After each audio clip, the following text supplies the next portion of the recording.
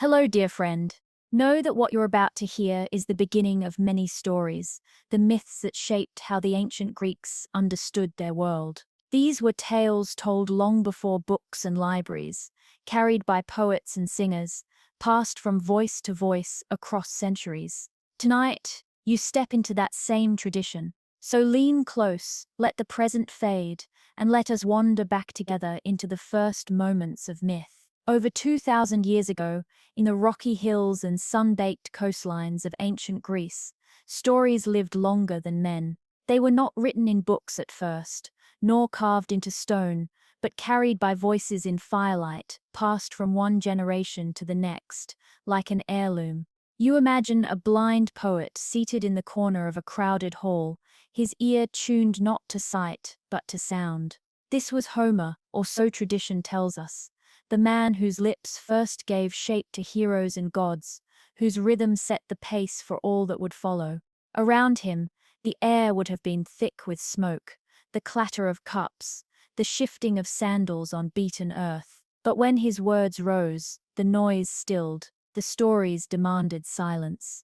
Homer was not alone. Alongside him came other masters of the spoken word, authors who wrote with reeds and ink, playwrights whose voices filled amphitheaters, and historians who preserved the victories and wounds of their age. Together, they built the grand tapestry that we now call Greek mythology. These were not fairy tales for children, not idle diversions for the bored. They were explanations of the world, mirrors of human folly, warnings of hubris, and celebrations of courage. They explained thunder in the sky, storms at sea, the reason a crop might wither, or why a family could be cursed across generations. In their telling, every moment of life was bound to a god, and every fate, no matter how small, was watched from Olympus above. And since you're here, sharing in this story across time, let me gently remind you, if you enjoy drifting into history this way, you can subscribe to join us each week. It's free, it helps keep the candle burning, and you'll always have another calm story waiting when you need it. In those tales, mighty Zeus sat enthroned upon the mountain's peak, his thunderbolt ready in hand, not only the ruler of the gods, but the judge of mankind. You hear his name repeated again and again, wrapped in awe, sometimes in dread. Around him circled Hera, Athena, Poseidon, Hades, Apollo, Artemis, Aphrodite, each with their own stories, their rivalries, their loves, their vengeance. Below them, mortals walked unknowingly into trouble, for to cross a god was to invite disaster. Yet mortals too could be heroes. Some became legends for their strength, others for their cunning, and many more simply for surviving the cruelty of fate. The myths were vast, stretching from the dawn of the world itself to the twilight of men. They asked questions that linger even now. Who was Zeus, and why did he rise up against his own father? What could drive a god to hurl storms and floods down upon the earth to wipe away all humanity? How was mankind shaped, not by accident, but by the hands of Prometheus, who sculpted men out of clay and dared to steal fire for them from the heavens? Why did suffering come to walk among us, hidden in the deceptively small vessel of Pandora's box? What waited after death, in the halls of Hades, where shadows moved and judges weighed the balance of each soul? And there were monsters too, the Hydra with its countless heads, the Cyclops with a single glaring eye, Medusa with her snake-crowned hair that could freeze a man in stone. These terrors were not confined to nightmare, but walked the earth in the stories, only to be met by heroes like Perseus and Hercules, whose labors would echo for millennia. War itself became a myth, none more famous than the long siege of Troy, where gods and mortals mingled on the battlefield, where cleverness toppled walls stronger than steel, where the poetry of Homer captured both glory and grief. This was not just entertainment. For the Greeks, myth was memory, it was philosophy, it was the bridge between the seen and the unseen. And so, as you lean back now and listen, you are taking part in that same ritual, the quieting of the room, the focusing of attention, the surrender to a story older than written history itself. From here, The journey will sweep you into the very beginning, before there were gods, before there were men, when there was only void. But before we descend into that darkness, pause for a moment and let the sound of these ancient voices settle in. You are standing at the threshold, where story becomes world and myth becomes history. Before gods walked the skies and before men tilled the earth, there was nothing, not silence, not space, not even time as we know it, but a shapeless emptiness the Greeks called chaos. It was not evil, nor was it kind. It was a yawning gap, a void where form had no meaning. The first to emerge was Gaia, the earth. She was not merely soil or stone, not just the land beneath one's feet, but the living ground itself. She was the fertile fields and the mountains, the valleys and the rivers, all contained within her vast presence. She rose from the void and took shape, patient and enduring, the eternal foundation upon which everything else would stand. Beside her appeared Eros, the spirit of love. In a world without form, love was the first binding force, the invisible thread that would draw beings together and drive creation forward. Then came night, cloaked in shadows, followed by day, radiant and bright. Together they banished Erebus, the deep darkness that had ruled before them. For the first time, there was rhythm, dusk and dawn, night and morning, an endless cycle of beginnings and endings. Existence no longer drifted endlessly in chaos. It had a pulse, a steady beat, a balance between shadow and light.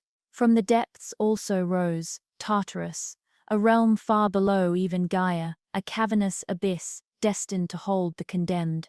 Though it was not yet filled, Tartarus was a reminder that punishment would someday come, that order carried consequence. It was a pit of boundaries, where even gods might be cast down should they defy the balance of the world. But Gaia was not done with her creations. From within herself she brought forth Uranus, the sky. He stretched vast and blue above her, a canopy of stars and clouds, endless and eternal. Together, earth and sky formed a union, and from their joining came the first children of the world, the Titans. There were 12 in all, 6 sons and 6 daughters. Their names would echo through the ages.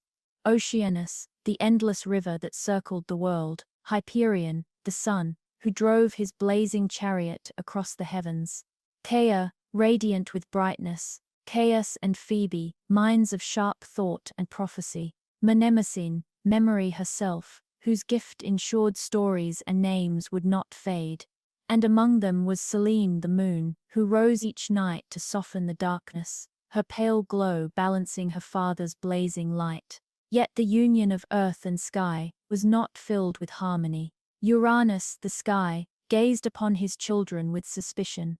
He feared their strength, feared what they might become, and so he forced them deep into the belly of Gaia, locking them away where their power could not reach him. The earth groaned under the weight of her imprisoned children, her mountains cracking, her fields trembling with the strain. Gaia's pain turned to anger, and in her bitterness, she devised a plan for vengeance. From her own substance, she shaped a sickle of unyielding stone, sharp and indestructible. She offered it to her children, urging them to rise against their father. Fearful, most of the Titans shrank back, unwilling to strike the hand that had given them life. But one among them accepted. It was Cronus, the youngest and boldest, whose heart was hardened against Uranus's cruelty. He took the sickle and lay in wait. When Uranus descended once more to lie with Gaia, Cronus leapt from hiding and struck. With a single swing, he cut away his father's power, and the sky recoiled in agony. The severed pieces fell into the sea, and from the foaming waters rose Aphrodite, goddess of love and beauty, radiant and eternal. Her birth was the beginning of a new generation, one that would entwine desire and creation, passion and ruin. Cronus, having overthrown Uranus, claimed the throne of the world for himself. The Titans were freed from their prison and took their places across the earth, each governing their realms.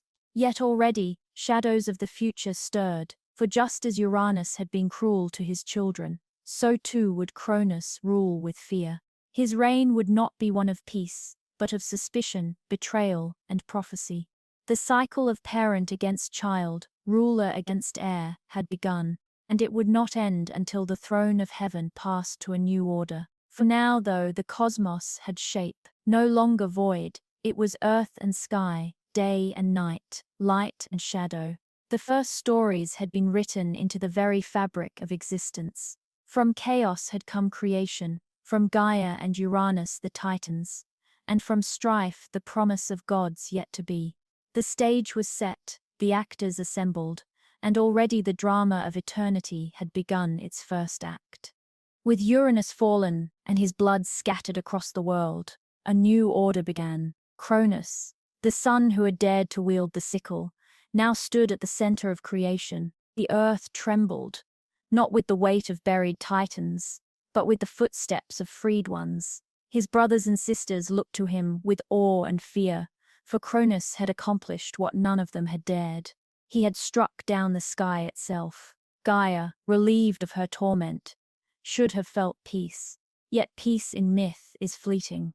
For in the moment, Uranus recoiled from his wound. His voice rang out in prophecy. Writhing, half sky and half shadow, he cursed Cronus. You too will be cast down, betrayed by your own blood. The child of your line will overthrow you, as you have done to me. Those words took root in Cronus's heart. Though he wore the crown of the cosmos, its weight pressed with unease. Cronus shared the throne with his sister Rhea, who became his queen. Together they gave rise to a new lineage. Children not of titans, but of something greater. From their union were born Hestia, goddess of the hearth, Demeter, goddess of harvest, Hera, who would later rule as queen among gods, Hades, destined for the underworld, Poseidon, lord of the seas, and at last Zeus, the youngest, whose fate would echo in Uranus's prophecy. But Cronus, remembering his father's warning, grew restless. He looked upon his newborn children, and did not see heirs. He saw threats. His father's voice whispered endlessly, "Your own child will overthrow you." Cronus would not wait to be betrayed. One by one, as each infant cried its first cry, he seized them and swallowed them whole. Imagine that image, not symbolic, but literal. The children did not perish. Immortals cannot be so easily destroyed. Instead, they were trapped within their father's vast body, silent and unseen, their power smothered. Rhea, forced to watch each of her children vanish into darkness, despaired. She pleaded, she wept, but Cronus's paranoia was stronger than her sorrow. He convinced himself he was protecting his throne, yet each act of consumption only deepened the shadow within him. Rhea's heart broke most when her sixth child was born. This was Zeus. She could not allow him to share the same fate as his siblings. In secret, she devised a plan with Gaia. When the time came, she presented Cronus with a bundle swaddled in cloth. He did not hesitate, devouring it whole, but what he swallowed was no child, only a stone wrapped to resemble one. The true infant had been hidden away on the island of Crete, far from Cronus's gaze. There, in a cave on Mount Ida, the young Zeus was raised in secret. Nymphs cared for him, goats nursed him, and the beating of drums masked his cries, so Cronus would never hear. The boy grew in strength, nourished not only by milk, but by the quiet knowledge that his destiny was different. Where his brothers and sisters languished in darkness, he was free, growing tall, clever, and bold. Meanwhile, Cronus ruled with iron suspicion. The Titans spread across the world, carving their domains. Oceanus encircled the earth with his river. Hyperion's children carried the sun, moon, and dawn across the skies. Memory, prophecy, law, and order each had their place. Yet beneath it all was unease. Cronus's reign was not loved. It was endured, brittle as glass, strong only until struck, and struck it would be. For when Zeus came of age, Gaia whispered to him of his siblings, still imprisoned within Cronus. The young god's heart burned with purpose. He was not alone in his mission. Allies stirred in secret. Venus, Titaness of divine law, Prometheus, the cunning one who already favored mankind, and even the Cyclopes, the smiths banished deep within the earth. Together they waited for the moment Zeus would confront the father who had swallowed the future. The confrontation came quietly at first. Zeus approached Cronus, disguised as a cupbearer, and offered him a draught, laced with a potion prepared by Gaia.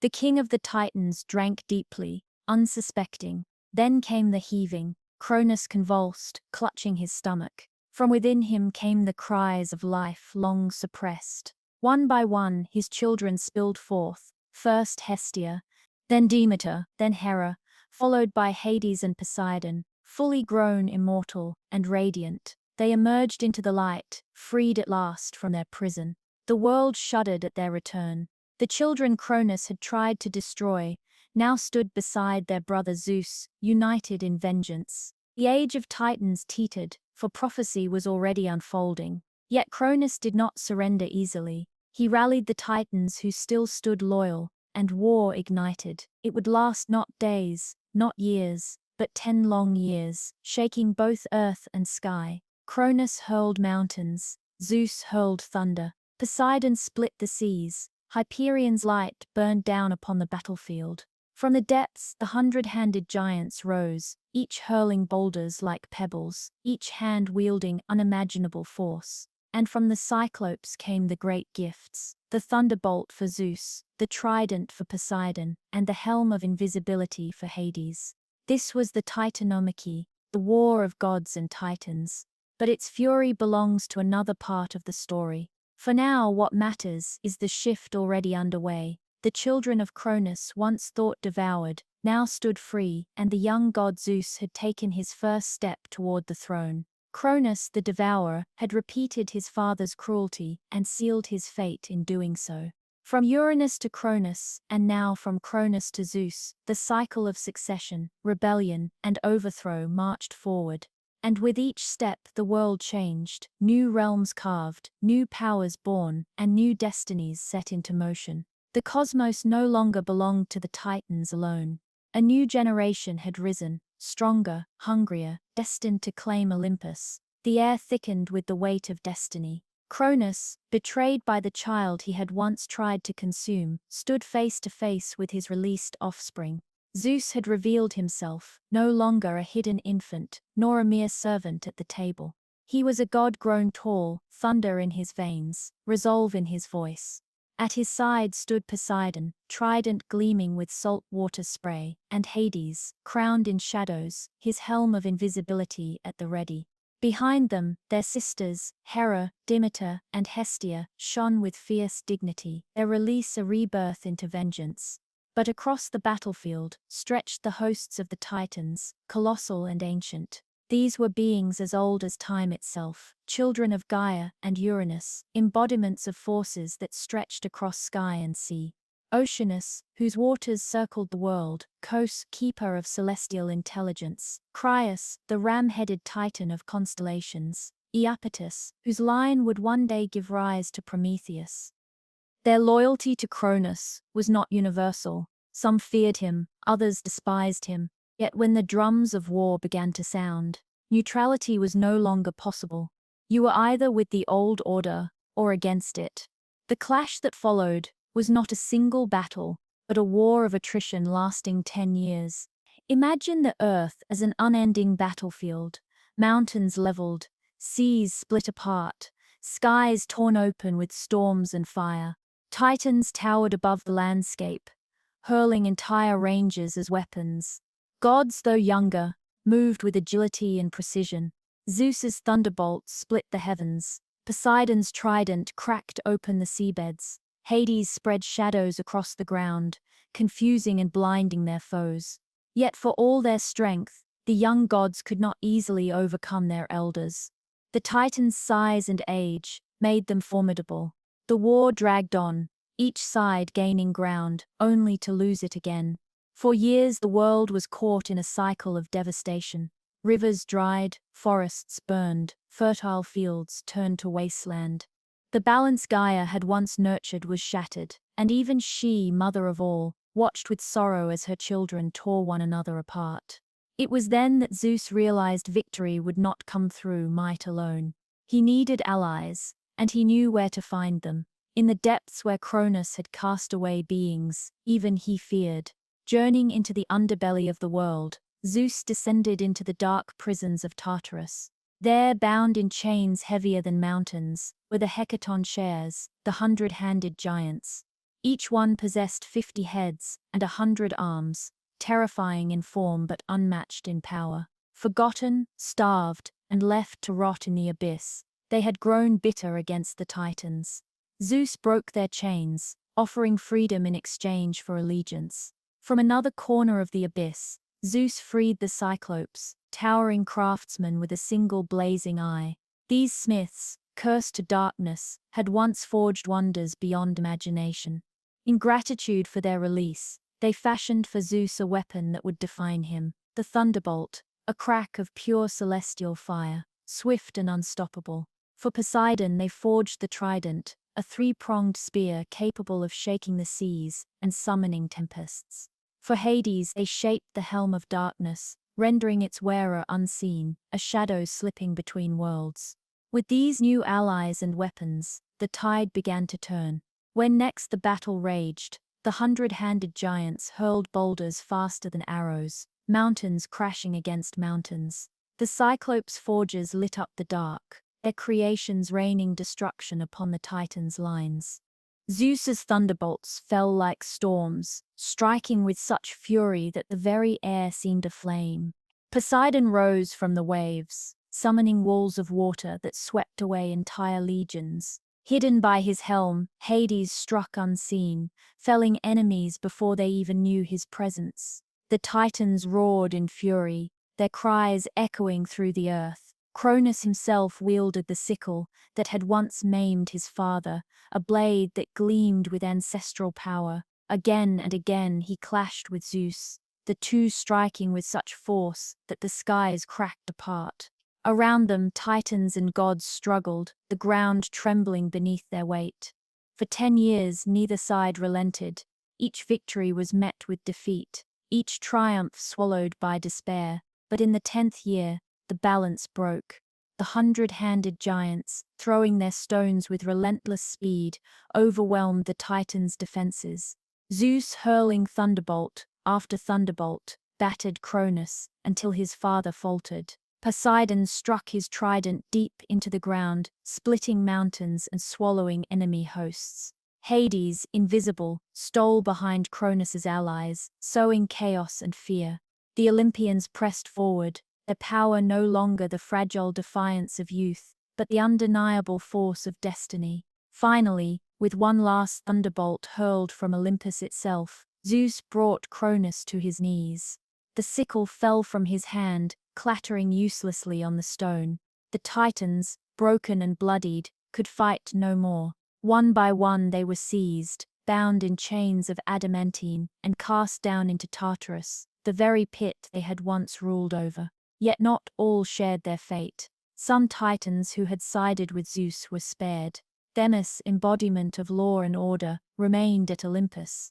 Prometheus, the forethinker, was granted clemency. But for Atlas, who had fought fiercely at Cronus's side, a singular punishment was devised. He was condemned to bear the weight of the heavens upon his shoulders, forever separating sky from earth. His burden would never end, a reminder of the cost of rebellion.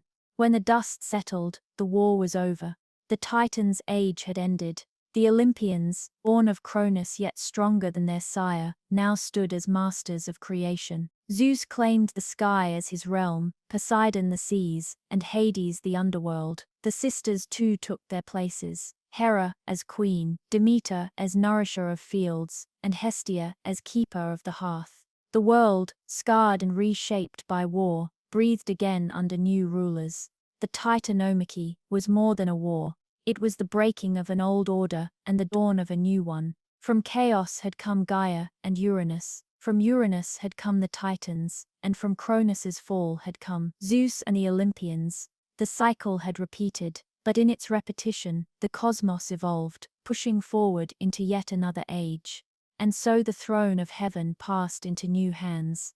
The reign of the Olympians had begun. The roar of war had faded. Smoke no longer curled from the mountains, and the seas once whipped into chaos. slowly calmed. The long titanomachy was over. Chains rattled deep in Tartarus as the defeated Titans were bound in darkness, and for the first time in 10 years, the earth lay quiet. But victory, as always, brings its own questions. The new gods, children of Cronus and Rhea, stood upon the wreckage of their father's reign. They had triumphed, but now they faced the question every conqueror must answer: how to rule. Zeus, Poseidon, and Hades, the three brothers who had fought side by side, knew the world could not remain undivided. Each had strength enough to claim kingship for himself, but rivalry among them would only repeat the cycle that had consumed their father and grandfather before. And so, rather than draw swords against one another, they agreed to divide the cosmos into 3 realms. The lot was cast. Fate itself seemed to lean over their shoulders as they reached into the urn. To Zeus fell the sky, vast and unending, the realm of clouds and storms, of dawn and dusk, of lightning and thunder.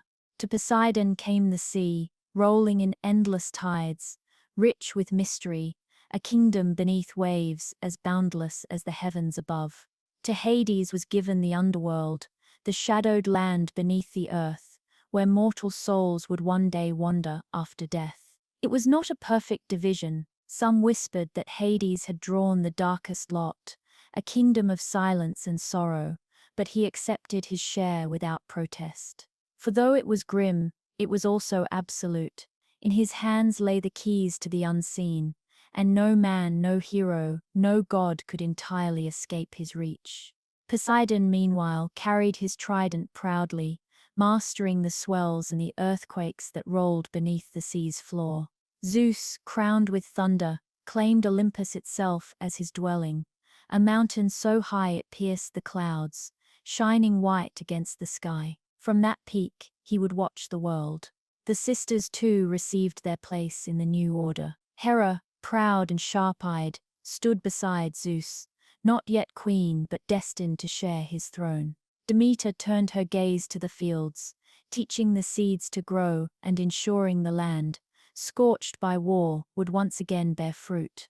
Hestia, the gentle one, claimed no kingdom of storm or shadow, but instead the hearth of every home. She became the flame on which families relied, the quiet center of all domestic life. With their new dominions, the Olympians began to shape the world. Where once barren wastelands had marked battlefields, rivers now ran fresh again, crops sprouted in the valleys, and the winds carried new songs across the mountains. Mortals, fragile yet enduring, felt the change as well. They saw the sky flash with Zeus's storms. They heard Poseidon's trident in the crashing of the sea, and they shivered when the earth cracked open, knowing Hades stirred below. But though the 3 brothers were bound in alliance, harmony was never certain. Each bore immense pride, and each claimed authority in his own domain. Zeus often declared himself king of all gods, supreme above his brothers, and though Poseidon and Hades did not always agree, they accepted his leadership. For now, it was Zeus's thunderbolt, after all, that had brought Cronus low. His rule was not without challenge, but his force of will and his command of the heavens made him the figure to whom all others bowed. In this age, the gods themselves took residence upon Mount Olympus. The mountain, high and radiant, became not just a home but a symbol. Its halls were gleaming, its peaks hidden among the clouds, unreachable by mortal hand. Here the 12 Olympians gathered: Zeus, Hera, Poseidon, Demeter, Hestia, Athena, Apollo, Artemis, Ares, Aphrodite, Hephaestus, and Hermes. Not all were born yet, but the seeds of their stories were already planted. Together, they formed a pantheon unlike any before, a council of divinities, who would watch over every corner of mortal life. The Olympians were not distant abstractions. They were beings of passion, capable of love, anger, jealousy, and joy. They quarreled among themselves. They fell in love with mortals. They punished the arrogant and rewarded the devout. Unlike the cold vastness of chaos, these gods were near, their presence felt in storm and harvest, in childbirth and death, in victory and in plague.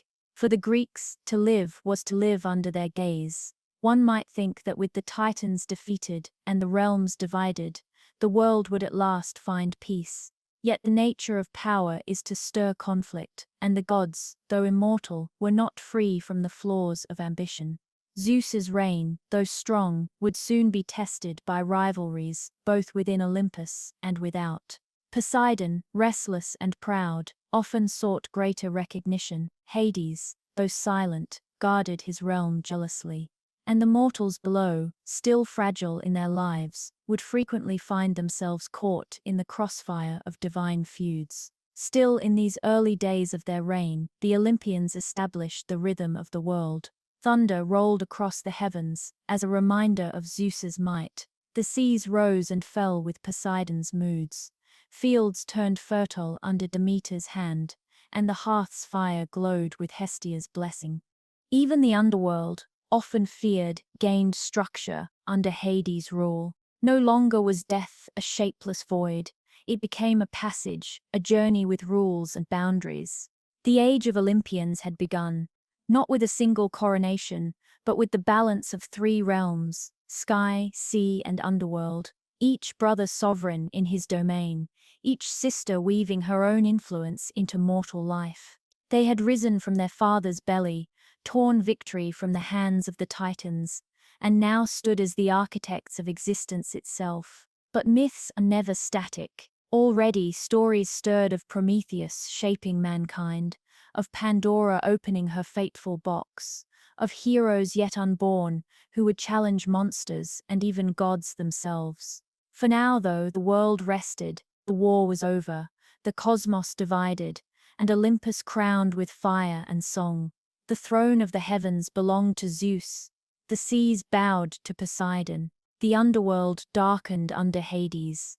And upon Mount Olympus, laughter, feasts, and arguments rang out among the gods, whose reign was only just beginning. The Titans were defeated, the Olympians enthroned, and the realms divided. Yet amid this new order, one figure stood apart. He was not bound in Tartarus like his kin, nor was he cast into shadow like Atlas. Prometheus, whose name means forethought, had chosen wisely in the war, siding with Zeus from the beginning. For this loyalty he and his brother Epimetheus, afterthought, were spared. Unlike most titans, they walked freely among gods and mortals, allowed to shape the unfolding world. Prometheus, however, was not content with the victory of Olympus. He looked down upon the earth and saw its creatures, beasts crawling, birds soaring, fish swimming. They filled the seas and skies, yet none seemed capable of more than instinct. They lived, they hunted, they died. To Prometheus, these creatures lacked spark, lacked dignity. He longed for something different, a being that could reflect the gods themselves, not in power but in spirit. And so, from the clay of the earth, Prometheus began to shape mankind. He knelt in the dust, his titan hands molding figures from mud and water. With careful thought, he sculpted their limbs, their faces, their fragile forms. He crafted them upright, to walk not on four legs, but two, their eyes tilted toward the heavens rather than the ground. For Prometheus wished them not only to live, but to wonder. When his work was done, he breathed into them the gift of life. The clay figures stirred, and humanity was born. Yet the humans were weak. They had no fur to guard them against the cold, no claws or fangs to protect themselves, no wings to escape predators. They huddled in caves, shivering in darkness, their lives as brittle as reeds in the wind. Prometheus, watching his creations, pitied them. He loved them as a father might, determined not only to see them survive, but to see them flourish. The first step was fire. The gods kept the sacred flame upon Olympus, a blazing power they alone possessed. With fire came warmth against the cold nights, light against the blackness, and most of all possibility, the power to cook, to forge, to build, to transform nature into culture. But Zeus, king of the gods, withheld this gift from mankind. He looked down on Prometheus' clay-born figures, and saw little more than animals, unworthy of divine favor. Let them remain as they are, Zeus decreed. To give them fire would make them too bold. Prometheus disagreed. He knew that without fire, mankind would remain helpless, crawling in caves, dependent on scraps and fear. He resolved to outwit Zeus. With quiet steps, he ascended Olympus, watching for the eagle that guarded the sacred flame. When the others feasted, Prometheus stole a spark from the eternal fire, hiding it within a hollow fennel stalk. Returning to earth, he brought the flame to his creations. The humans, trembling, stretched out their hands. When they felt its warmth, when they saw its light flicker in the night, their world changed forever. The darkness retreated. Sparks leapt into hearth. Smoke rose into the sky. For the first time, humans cooked their food, shaped tools, hardened weapons, and lifted their eyes not in fear but in hope. Civilization had begun, and with it came gratitude, not to Zeus, but to Prometheus, their benefactor. Zeus, looking down, was enraged. Fire had returned to earth, stolen by one he had trusted. He knew that with fire came defiance. Mortals would now dare to challenge, to question, to build lives that rivaled even the gods. Prometheus had tipped the scales, and Zeus would not forgive such insolence. Before his punishment fell, however, another dispute arose, a contest of sacrifice. Zeus demanded that mankind honor the gods with offerings from their meals. It was Prometheus again who intervened, seeking to give his fragile creatures the greater share. He slaughtered a great bull and divided it into 2 parcels. In one he placed the finest cuts of meat, rich and tender, but covered them with the stomach and innards, unappealing and foul-smelling. In the other he stacked bare bones, but wrapped them in glistening fat that looked rich and inviting. Prometheus presented both to Zeus, asking him to choose which portion the gods would receive. Zeus, deceived by appearances, chose the shining parcel of fat. When he stripped it open and found only bones, his fury blazed. "So this is your trick," he thundered. From that day onward, sacrifices would indeed burn bones and fat to the gods, while mortals kept the nourishing meat. Prometheus had given mankind not only fire but advantage, and Zeus's patience shattered. Retribution was swift. Prometheus was seized and dragged to the farthest reaches of the earth, to a desolate crag high upon the Caucasus Mountains. There he was chained with bonds that no mortal hand could break, shackled to the rock for all eternity. Each day, as the sun rose, Zeus sent an eagle, monstrous and unrelenting, to descend upon him. Its talons tore at his flesh, its beak ripping into his side, to devour his liver. And each night, because Prometheus was immortal, his body healed, his liver grew anew, only to be eaten again at dawn. On and on the torment went, endless cycles of agony. Mortals lit their fires below, living in warmth and comfort, while the Titan who had gifted them suffered for their sake. Prometheus endured not for days or years but for ages, his defiance unbroken. He had given mankind their chance, and though he paid the price, he never recanted his gift. Zeus's punishment was not only for Prometheus, it was a warning. Mortals now had fire, but they would also bear consequences for their newfound strength. The harmony of the Golden Age had ended. Something darker, harsher, had begun. And in the heart of Zeus, plans stirred for yet another act of vengeance, one not aimed at Prometheus alone, but at the entire race of man. The spark of fire had been delivered. The clay had become flesh. Humanity had risen from helplessness to the dawn of civilization. Yet the gods watching from Olympus were not finished with them. The story of mankind had only just begun, and its next chapter would open with a sealed box, a gift both beautiful and terrible. Prometheus' defiance had changed the balance of the world. Fire burned in mortal hearths, their hands shaping tools and their minds stirring with boldness. But Zeus was not a king to be mocked, nor a god to forgive lightly. Prometheus lay chained in torment on his mountain, yet the king of Olympus sought more than vengeance against one Titan. He wanted to punish the very race that had benefited from his rebellion, mankind itself. And to do this, he devised a plan as subtle as it was cruel. He turned to Hephaestus, the divine smith, whose hands shaped wonders from fire and metal. "Fashion me a being," Zeus commanded, "not of stone nor of clay, but of perfection itself. A form to beguile the eye, a vessel to carry gifts and curses." Hephaestus obeyed. From the dust of the earth and the breath of the gods, he sculpted the first woman. Her frame was delicate yet strong, her face radiant, her movements graceful as if the winds themselves had taught her. She was beauty incarnate. But Hephaestus did not work alone. Each god stepped forward to bestow a gift. From Aphrodite, she received irresistible charm and the blush of desire. From Hermes, the quickness of tongue and cunning speech. From Athena, skills of craft and hand. From Zeus himself, curiosity, boundless, insatiable, impossible to resist. And so she was named Pandora, meaning all gifted, for she carried within her the blessings of Olympus. Yet hidden among those blessings lay the seed of ruin. When Pandora was ready, the gods placed into her hands a sealed container, in some tellings a jar, in others a box. It was heavy with promise, bound shut with warnings. She was told never to open it, for within lay things not meant for mortal eyes. To her it was given as a gift.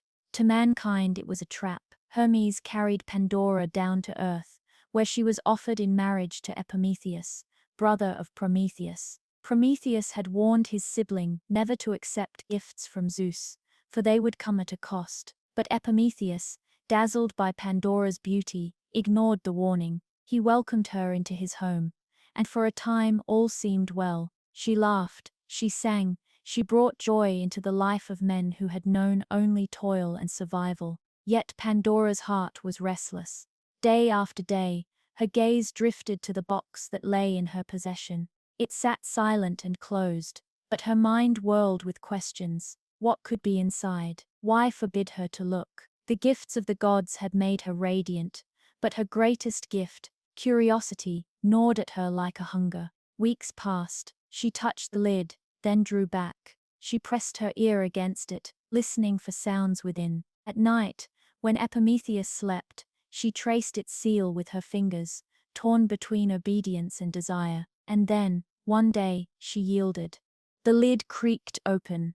At once, a rush of air burst forth. Not sweet, but foul. Not gentle, but violent. Here from the box surged a cloud of horrors, dark and swift, scattering into the world. Out flew sickness, clinging to every breath. Out flew old age, bending backs and whitening hair. Out flew envy, anger, greed, despair, swarming like locusts across the earth.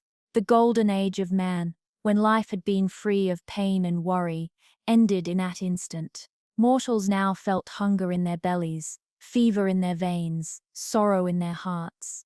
They quarreled with one another, envied their neighbors, grieved their losses. What had once been a world of ease became a world of struggle. Pandora, horrified, slammed the lid shut, her hands trembling. She sank to the ground, covering her face, weeping for what she had unleashed.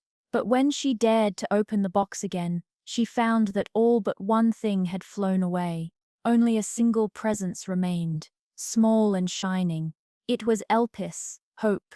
Hope did not erase the sorrows now scattered across the world. It did not cure sickness or banish death, but it gave mortals the strength to endure, the courage to rise each day despite the burdens placed upon them.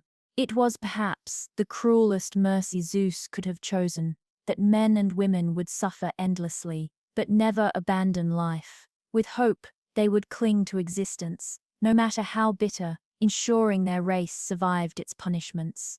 Thus the box remained, both curse and comfort. Mankind had gained fire, but they had also gained despair. They had been given progress, but also toil. They had received civilization, but also mortality. Zeus, watching from Olympus, was satisfied. Prometheus might have defied him, but humanity would forever live under the shadow of his punishment. Pandora, for her part, lived on as the first woman, mother of all who came after. Through her, mankind multiplied, carrying within themselves the blessings and burdens that the gods had set loose. Every sickness, every quarrel, every grief traced back to her fateful choice. Yet so too did every act of endurance, every flicker of resilience, every quiet refusal to surrender. For hope, though small, lingered still. The story of Pandora is not one of villainy, but of inevitability. She was shaped to be curious, made to desire, built to open what was forbidden. In her the gods placed the mirror of humanity itself, a mixture of gifts and flaws, beauty and weakness, destruction and endurance. And through her, mankind's age of innocence was ended forever. From that day, men and women looked to the skies with mixed feelings. They feared Zeus's thunder, envied the immortality of the gods, yet clung fiercely to their fragile lives. The box had been opened. The world would never again be as it was, and still hope remained. After Pandora's fateful act, the world of men was no longer untouched by sorrow. What had once been golden days of leisure and ease became a life burdened by sickness, labor, and grief. Yet still mortals endured, for hope lingered in their hearts. The poets would later say that mankind's story unfolds in ages, each a step further from that first bright dawn, each marked by decline as much as by change. The first was the Golden Age. It was a time of innocence when men lived without toil, without hunger, without fear of death. They walked the fields and orchards and found food waiting, fruits and... But the Golden Age could not last. From Pandora's jar had flown decay and strife, and mankind entered the Silver Age. Here, children remained in youth for 100 years, their growth slowed and prolonged. Yet when they reached maturity, they lived only briefly, squandering their days in arrogance. They no longer honored the gods, no longer bowed to Zeus with proper reverence. Quarrels spread, violence grew, and men forgot gratitude. Angered, Zeus struck them down, and the Silver Age came to an end, its people buried by the earth itself. Next came the Bronze Age. These men were born from ash trees, strong and terrible. Their hearts knew little softness, only the hunger for war. They built no cities, tilled no fields. Instead they forged weapons from bronze, raising spears and swords to settle every dispute. Their bodies were mighty, their spirits fierce, but their days were filled with slaughter. At last, they destroyed one another, their blood soaking into the soil, leaving behind nothing but ruins. From the ruins rose the Age of Heroes. This age was unlike the others, for though decline had marked the path of man, here shone a brief brilliance. Born were the demigods and champions, Perseus, Heracles, Jason, and those who fought at Troy. These men and women were stronger than mortals, though still bound by death, and their deeds would echo in song for all time. They were the bridge between gods and men, the brief reminder that greatness could rise, even in a fallen world.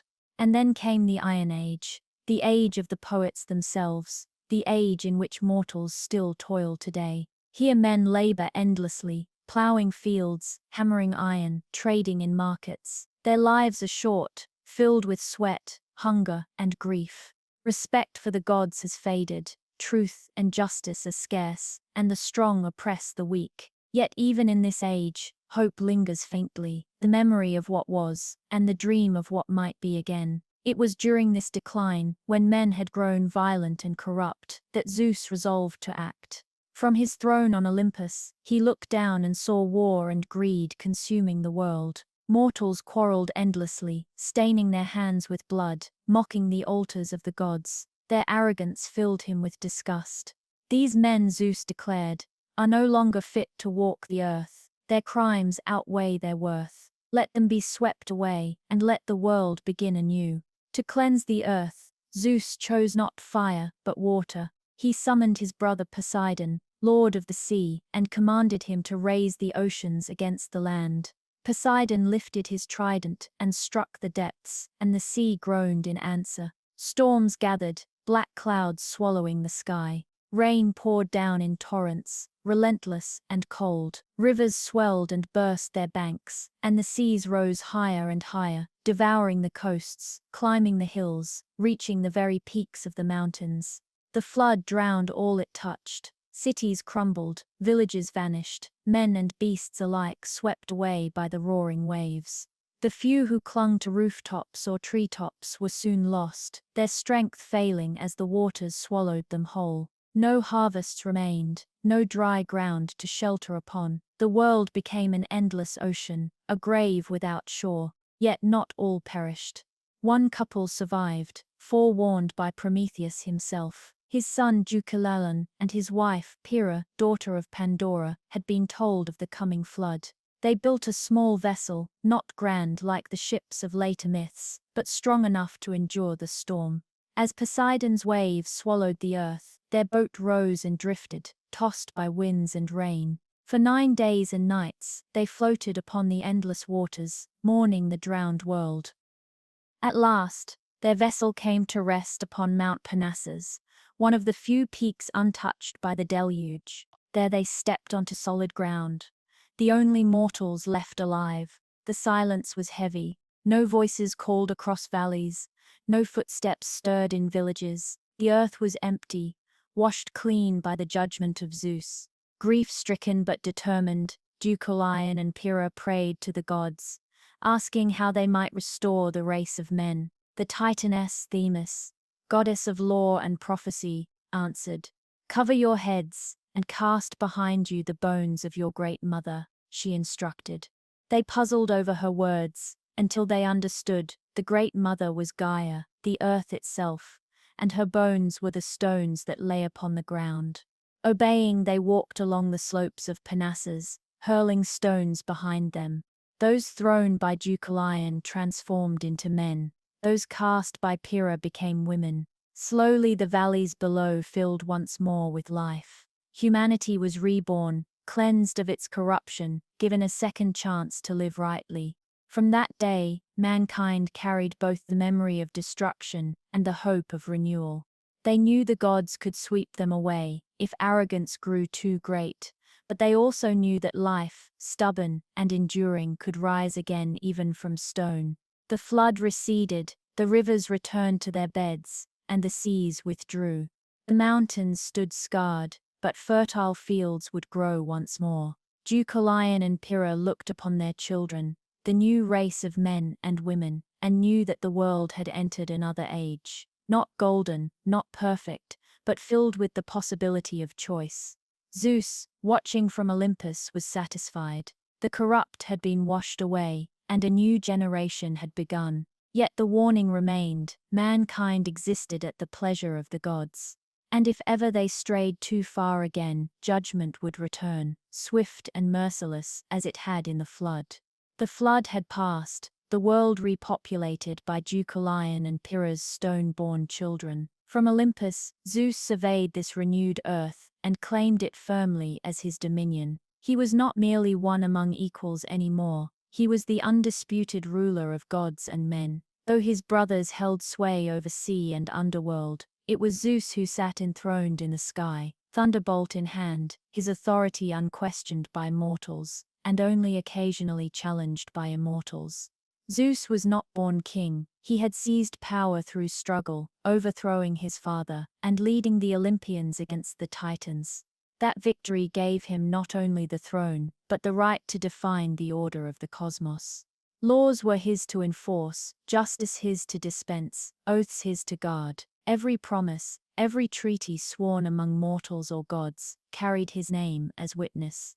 To betray such an oath was to invite his wrath. Lightning, swift and merciless, was his chosen punishment, reminding all that deceit was intolerable under his reign. Yet Zeus was not solely a figure of fear. He was protector as well. To the pious, he sent rain for crops and fair winds for travel. To households, he brought prosperity and children. He watched over strangers and guests, ensuring that hospitality remained sacred. The ancient Greeks, when offering bread and wine to a traveler, did so under Zeus's eye, for he was the god of Xenia, the bond between host and guest. In this way, he was both judge and guardian, feared, but also revered as the foundation of order in a fragile world.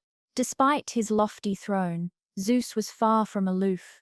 His presence reached into nearly every corner of myth, shaping stories through his choices, his loves, and his tempers. The most famous of these were his many unions. Zeus's appetites were vast, and his heart, or perhaps more truthfully, his desire, drew him again and again to goddesses, nymphs, and mortal women alike. From these unions came a lineage of heroes and demigods who filled the tapestry of Greek legend. One of his earliest and most prominent marriages was to Metis, the goddess of cunning thought. When she conceived, Zeus heard a prophecy that her child would surpass him, just as he had surpassed Cronus. Fearing the cycle of overthrow would repeat, he swallowed Metis whole, yet within him, her child continued to grow. From his head, fully armored and radiant, sprang Athena, goddess of wisdom, strategy, and war. Unlike his other children, she became his ally and confidant, a daughter born not from desire, but from intellect and prophecy.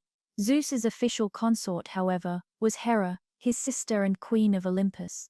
Hera ruled beside him with majesty, yet their marriage was far from peaceful.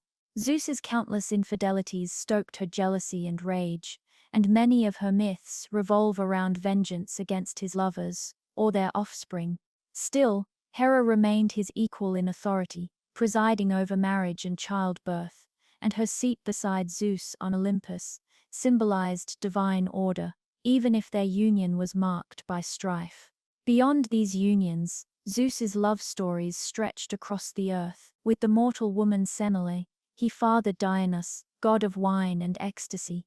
With Alcmene, he produced Heracles, destined to become the greatest hero of Greece. Disguised as a swan, he approached Leda, queen of Sparta, from whom came Helen, the woman whose beauty would spark the Trojan War. As a bull, he carried off Europa, who gave her name to a continent. Each tale spoke of Zeus's restless nature, his power to transform, and his ability to bridge the divine and mortal worlds. But these unions were not merely personal indulgences. Each child born of Zeus carried weight in the shaping of myth and culture. Through them, Zeus extended his influence, populating the world with figures who stood between mortals and gods. Heroes who slew monsters, founded cities, and established lineages, all traced their bloodline to Olympus's throne. In this way, Zeus ensured his reign stretched beyond the sky. It lived in the flesh of men. Yet for all his might and majesty,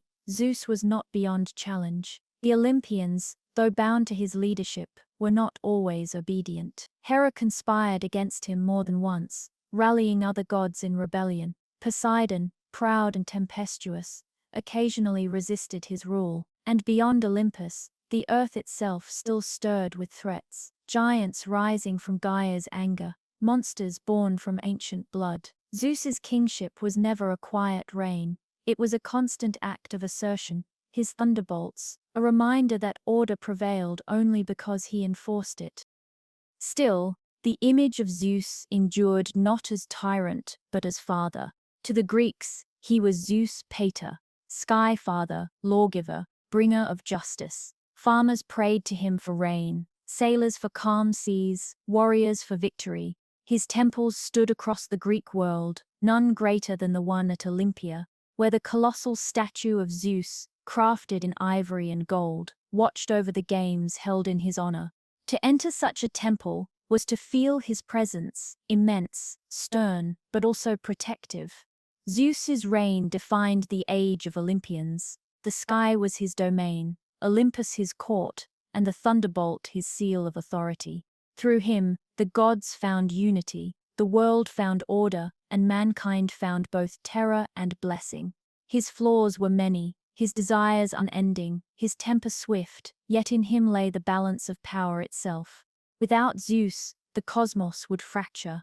With him it endured, and so the myths continued, weaving his name into every story. Heroes carried his blood, cities bore his protection, oaths invoked his witness. Though gods and men alike sometimes resisted, none could escape his reach. For as long as thunder rolled in the sky, it was a reminder Zeus ruled. Among the many stories woven around Zeus's endless pursuits, few shine brighter in memory than the tale of Europa.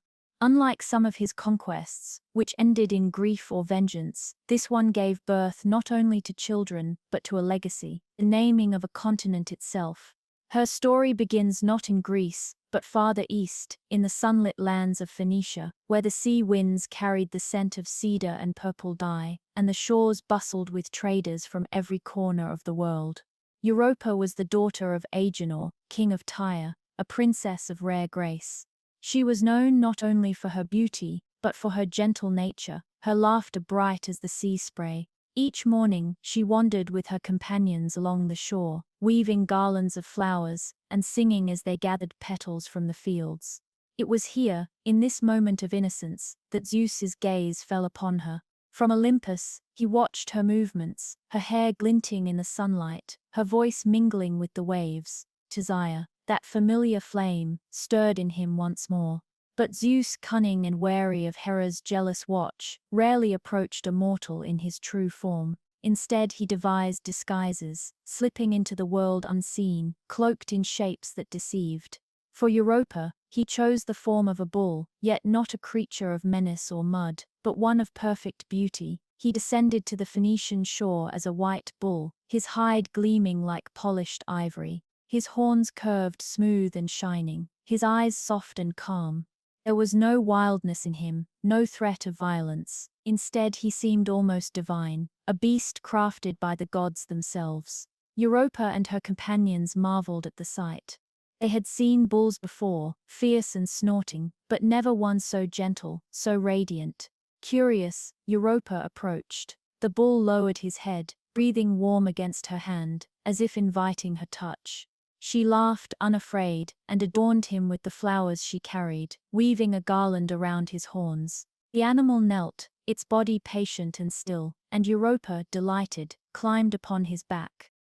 It was then the bull rose suddenly, not in violence but in swift purpose. With a surge of strength, he bounded toward the sea. Europa clutched at his neck, crying out in surprise, as her companions shouted from the shore. But the bull did not stop. He plunged into the waves, carrying her out upon his back, his powerful body cutting through the waters with ease. At first she trembled, fearing she would be drowned, but the bull's movement was steady, and his eyes, when she looked down, were not those of an animal. They shone with intelligence, with intention. The sea rose around them, but no wave dared strike against him. Dolphins leapt alongside, and the winds carried them swiftly westward. Europa realized she was not at the mercy of chance. She was in the hands of a god. The journey carried them far from her homeland, across the expanse of the Mediterranean. Days passed, and the coastline of Phoenicia vanished behind them. At last, they came to the island of Crete, green and rugged, where Zeus revealed himself. No longer a bull, but the king of gods. He stood before Europa in all his majesty. He soothed her fear with words, declaring his love and promising her honor unlike any mortal woman had known. On the slopes of Crete, beneath the shade of ancient trees, Europa became his consort. From their union were born sons who would shape the island's destiny. Minos, who would become the great king and judge of the underworld. Rhadamanthus, wise and just, also destined for judgment among the dead, and Sarpedon, who would rule in distant lands, and whose name would echo in the songs of Troy. Through them, Europa's bloodline stretched across both mortal and divine realms. Zeus, wishing to mark her significance, bestowed upon her gifts. He gave her a necklace, forged by Hephaestus, gleaming with craftsmanship no mortal could rival. He entrusted her with the guardianship of Crete, ensuring her descendants would rule with divine favor. And in her honor, the land she had left behind took her name. The continent, stretching far beyond Greece, came to be called Europe, a reminder of the princess carried away by a white bull across the sea. Europa's story, unlike so many of Zeus's liaisons, did not end in tragedy. Though she was taken from her homeland, she was exalted, remembered not as a victim but as a queen, her name carried across centuries. To the Greeks, her tale explained not only the origins of dynasties, but the very naming of the world they inhabited. She embodied the mingling of East and West, Phoenician and Greek, mortal and divine. Artists for generations returned to her image, Europa astride the bull, her garments billowing in the wind, her hand grasping his horn as the sea foamed around them. It was a picture of both fear and wonder, innocence swept into destiny. The sight of her journey captured the essence of myth itself, the crossing from the ordinary into the extraordinary, from the human into the realm of gods. Europa never returned to Tyre. Her companions searched in vain, her father sent sons across the world to find her, but she remained in Crete, her life forever changed. Yet her legacy endured, not only in the kingdoms her children founded, but in the very geography of the world. When men spoke of Europe, they invoked her name, perhaps unknowingly echoing the tale of the girl who once gathered flowers on a Phoenician shore. Thus, Europa's abduction was more than a love story. It was a myth of transformation, of crossing boundaries, of names and nations born from divine will. Zeus's disguise as a bull was no accident. It symbolized strength controlled by gentleness, power cloaked in beauty. And Europa, though swept away against her will, became a figure whose memory would never fade, immortalized not just in story, but in the very map of the earth.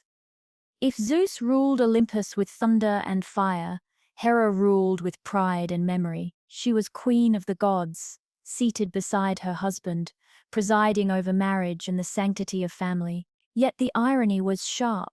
Her own marriage was a battlefield, scarred by betrayals and indignities. For Hera was bound to the most unfaithful of husbands, and her throne beside Zeus became a daily reminder of his wandering desires. The poets always described her beauty as regal, her bearing majestic, her eyes sharp with intelligence. But alongside those qualities lived a fierce, unyielding temper. Hera was not a goddess who forgave easily, nor did she suffer insults quietly. Every betrayal by Zeus became a wound, and each wound demanded retribution.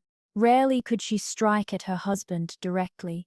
Zeus's thunderbolts were too dangerous to provoke openly, but she could strike at those who drew his gaze, whether goddesses, nymphs, or mortal women.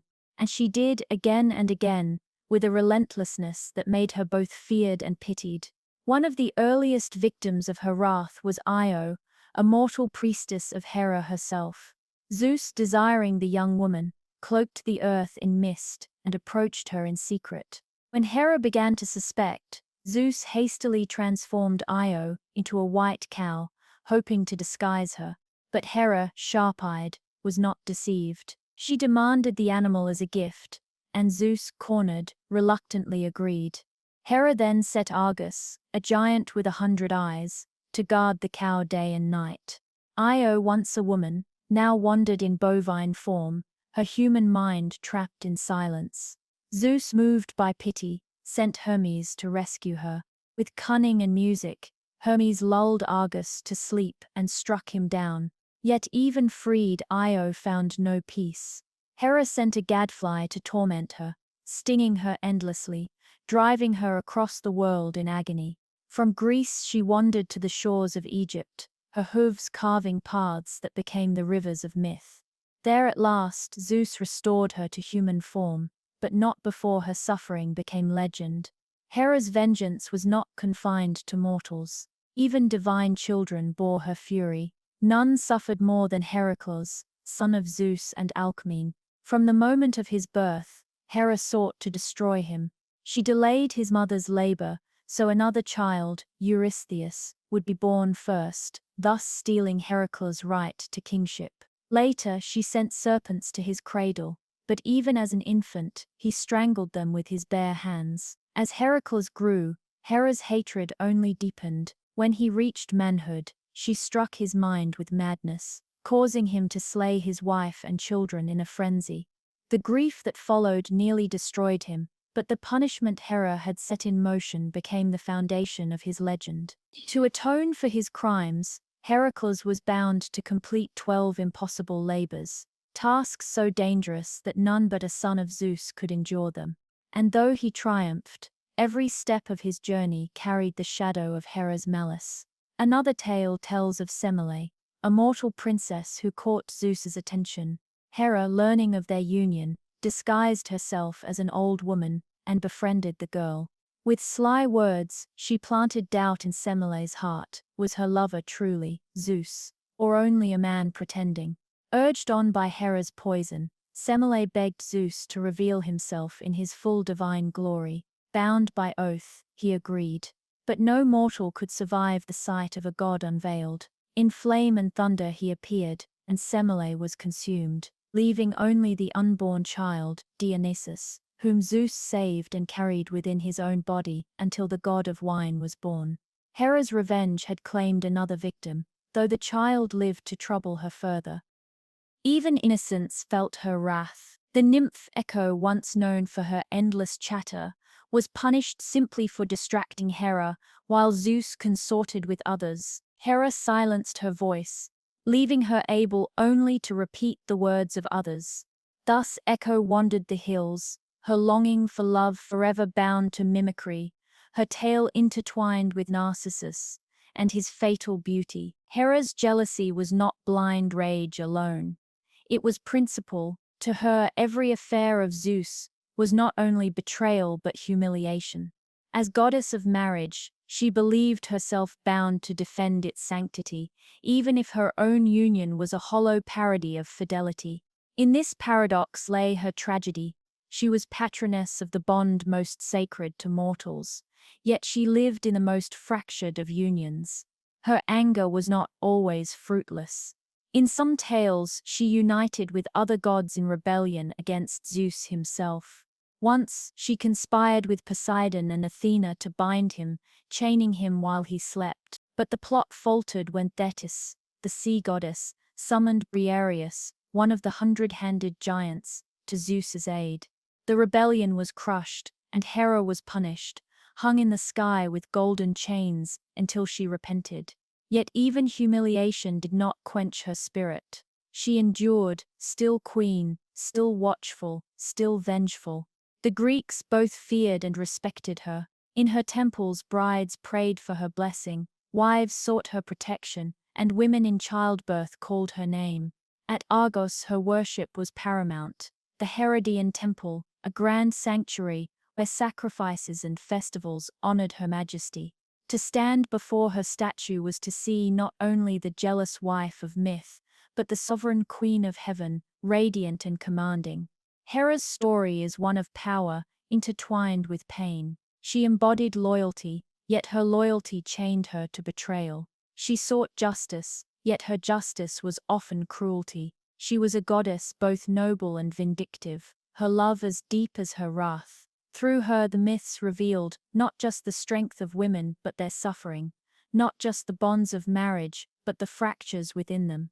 And still Hera endured beside Zeus. Their quarrels shook Olympus, their schemes tangled gods and mortals alike. But their reign continued. For all his wandering, Zeus always returned to her throne, and for all her rage, Hera never abandoned her crown. Together they ruled, king and queen, a marriage eternal, not harmonious, but unbroken. Among the many women entangled in Zeus's restless affections, few suffered as bitterly as Leto, daughter of the Titans Coses and Phoebe. She was gentle, modest, and radiant, and when Zeus drew near her, she did not resist. Yet their union enraged Hera, who could not abide another rival. For Leto carried within her womb not one child, but two, a pair destined to rise among the greatest of the gods. Hera's jealousy flared like wildfire, and she swore that Leto would find no refuge upon the earth. Everywhere the pregnant goddess wandered, she was turned away. Land after land rejected her, fearing Hera's wrath. No city dared receive her, no plain or valley offered rest. Even the islands trembled at her presence, lest Hera strike them with famine or plague. Exhausted and desperate, Leto roamed the world, her body heavy with the weight of divinity yet unborn, her spirit crushed by exile. Hera's persecution went further still. She bound Alethea, goddess of childbirth, forbidding her to attend Leto. Without Alethea, no child could come into the world. Days stretched into nights, and nights into days, while Leto writhed in pain, the twins pressing against her womb, unable to emerge. Around her, sympathetic goddesses gathered, Themis, Dian, and others, but none dared defy Hera openly. At last, salvation came from a place overlooked, a barren, floating island called Delos. It was a wandering rock, untethered to the earth, drifting upon the sea. Because it was not fixed land, it escaped Hera's curse. Delos, humble and desolate, offered sanctuary to the weary mother. There, beside the sacred palm tree and the gentle stream of Olympus, Leto at last sank to the ground, her cries echoing over the waves. 9 days and nights of labor passed, her agony unbroken, until the goddesses sent a bribe to Hera. They offered her a necklace of amber, strung with 9 shining gems, a gift too alluring to resist. At last Hera relented, allowing Alethea to depart and attend the birth. The goddess of childbirth flew swiftly to Delos, and with her arrival, the moment came. First was born Artemis, radiant and strong, yet still an infant. But in myth, she bore within her a strange maturity. No sooner had she taken her first breath than she turned to aid her mother. For when her twin brother pressed forward, Leto's cries redoubled, and Artemis, newborn though she was, soothed her and guided the birth. Thus she became goddess of midwives and protector of childbirth, her first act one of service and compassion. Then came Apollo, his radiance filling the island with light. Golden-haired and fair, he cried out, and the swans of Delos circled above, their wings shimmering in the sun. From the moment of his birth, the island blossomed, flowers bloomed, streams sparkled, and Delos, once barren, became sacred forever. Zeus himself, though the cause of Leto's trials, rejoiced at the birth of his children. He crowned Delos with honor, anchoring it in the Aegean, so it would drift no longer, declaring it the eternal sanctuary of Apollo and Artemis. The twins grew swiftly, as gods do. Artemis, the elder, embraced the wild places. She became mistress of the hunt, roaming forests and mountains with her bow of silver, accompanied by nymphs and deer. Her vows were of chastity and independence, a goddess untouched by desire, her power rooted in purity and wilderness. She presided over moonlight, guiding the night just as her brother guided the day.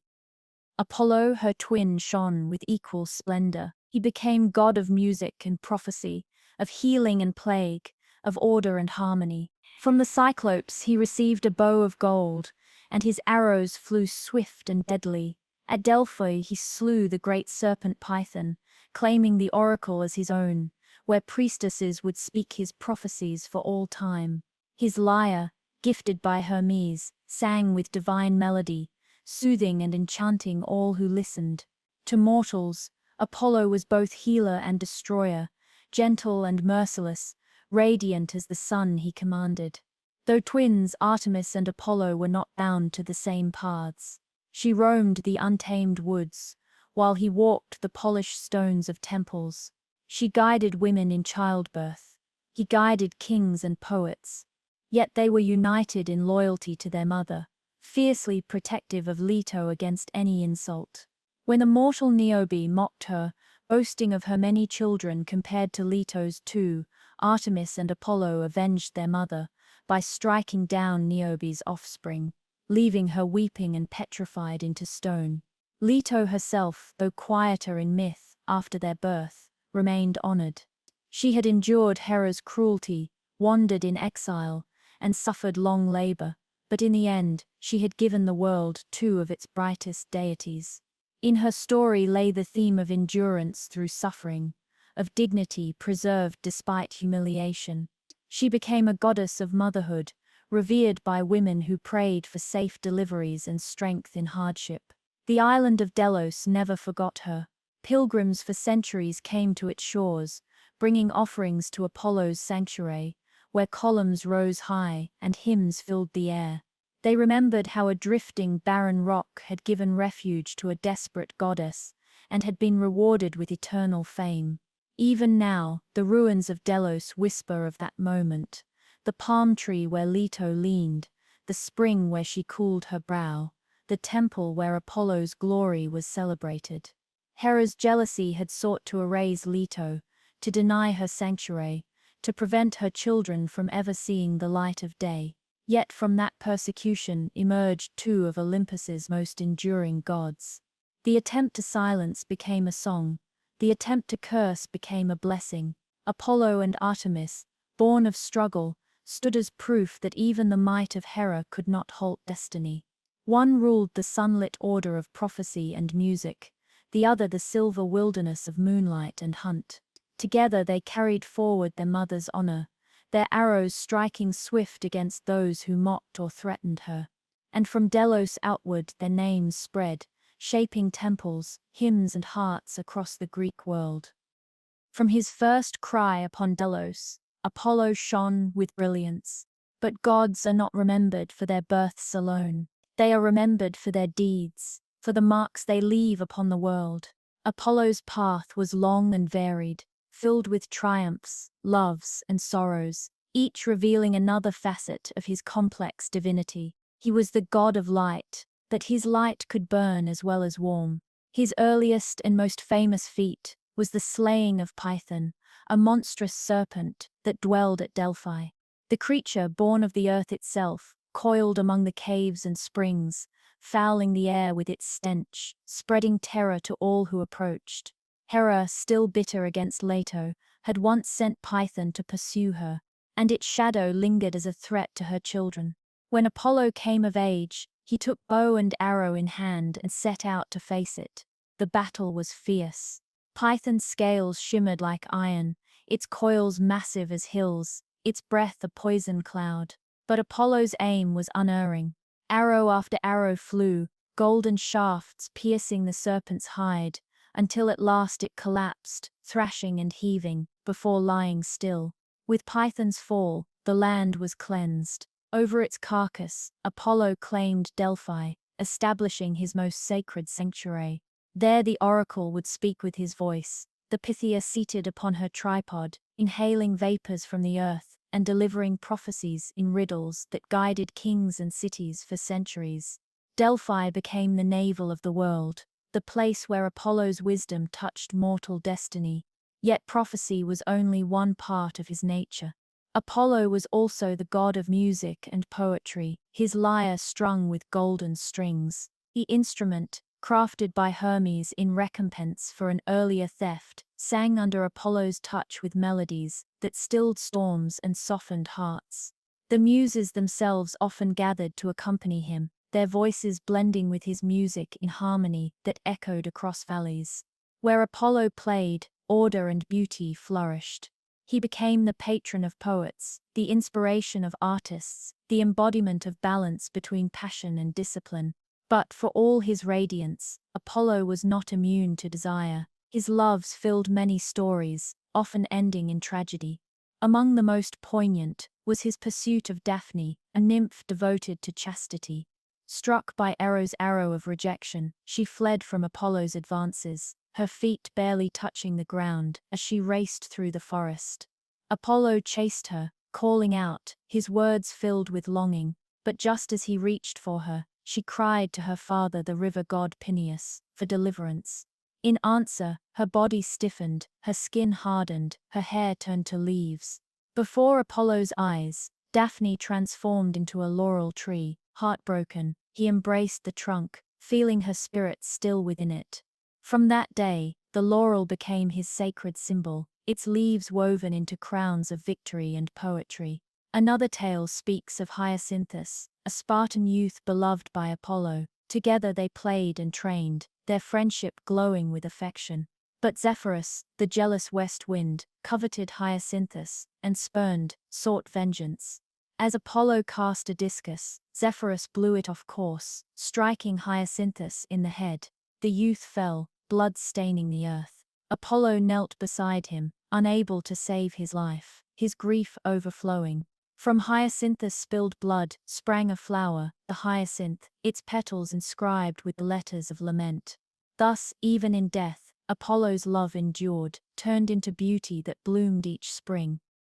Not all his loves ended in sorrow, though many bore consequence. From Cronus, a mortal woman, came his son Asclepius, destined to become the god of medicine. Asclepius' skill grew so great that he learned to heal the sick, mend the wounded, and even raise the dead. But this power disturbed the balance of life and death, and Zeus, fearing mankind would escape mortality, struck Asclepius with a thunderbolt. Apollo's grief turned to rage. In retaliation, he slew the Cyclopes who had forged Zeus' weapon.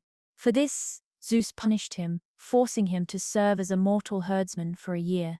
Even gods, Apollo learned, could be humbled. Yet Asclepius did not vanish. Honored by mankind, he rose to Olympus after death, becoming a deity of healing. His staff entwined with a serpent, a symbol still remembered in the art of medicine today. Through him, Apollo's gift of healing lived on, balanced always by the shadow of mortality. Apollo's presence extended beyond myth into the daily lives of the Greeks. He was invoked at the founding of colonies, his oracles consulted before wars or journeys. His festivals, such as the Pythian Games at Delphi, celebrated not only athletic prowess, but music and poetry, blending body and spirit in his honor. He embodied the Greek ideal of harmony, the balance between strength and intellect, discipline and inspiration. Yet harmony did not mean gentleness alone. Apollo could be merciless. When angered, he sent plagues upon armies, his arrows striking unseen, spreading sickness among men. In the Iliad, it is Apollo who rains pestilence upon the Greeks for dishonoring his priest. He could heal, but he could also destroy. His duality, radiant yet fearsome, made him one of the most complex gods of Olympus. Through his deeds, Apollo became more than a god of one realm. He was light and shadow, healer and killer, poet and avenger. His stories taught of beauty's fragility, of love's fleeting nature, of the tension between life and death. Where Artemis embodied the wilderness untamed, Apollo embodied civilization ordered, music structured, prophecy spoken, justice balanced. Together, they reflected two halves of existence, the wild and the refined, the instinctive and the rational. From Delos to Delphi, from forests to battlefields, Apollo's name resounded. Mortals turned to him for answers, for inspiration, for healing, and even for punishment. He was never far, his bow ready, his lyre tuned, his voice speaking through the oracle's cryptic words. His deeds shaped not only myth, but the very culture of Greece, guiding art, politics, and medicine alike. And through it all, he remained a figure of paradox, radiant yet dangerous, compassionate yet unyielding, a god who could cradle or crush, inspire or terrify. In Apollo's light, men saw not only beauty, but the sharp edge of truth, dazzling, blinding, and inescapable.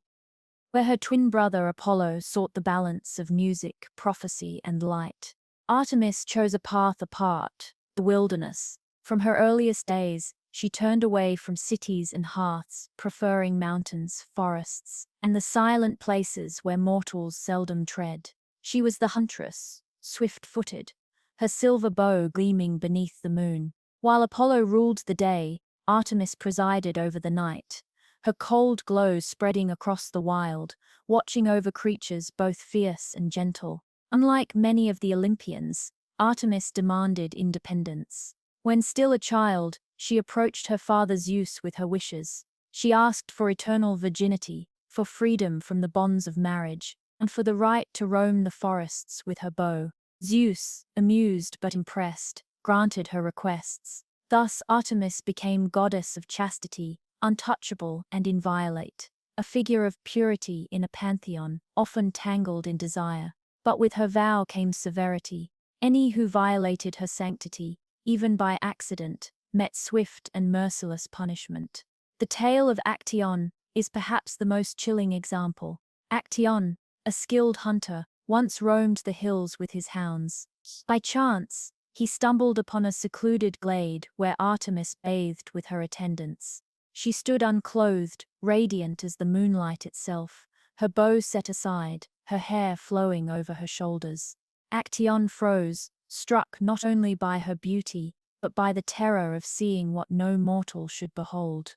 Artemis, in that instant, turned and saw him. Her wrath was immediate. With a splash of water from the spring, she transformed Actaeon into a stag.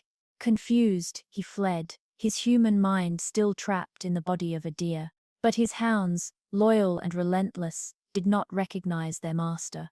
They gave chase, surrounding him, tearing at his flanks. Actaeon's cries echoed through the forest, half human, half beast, until he fell beneath their jaws. Thus Artemis preserved her purity, even at the cost of a life. Her vengeance fell not only on mortals, but on gods themselves. Orion, a mighty hunter, once became her companion. Together they roamed the wilds, their arrows striking beasts side by side. Some say Artemis loved him, others claim she valued him only as a friend. But Apollo, disapproving of their bond, devised a cruel test. One day, when Orion swam far out at sea, Apollo pointed to the distant figure, bobbing like a speck on the waves.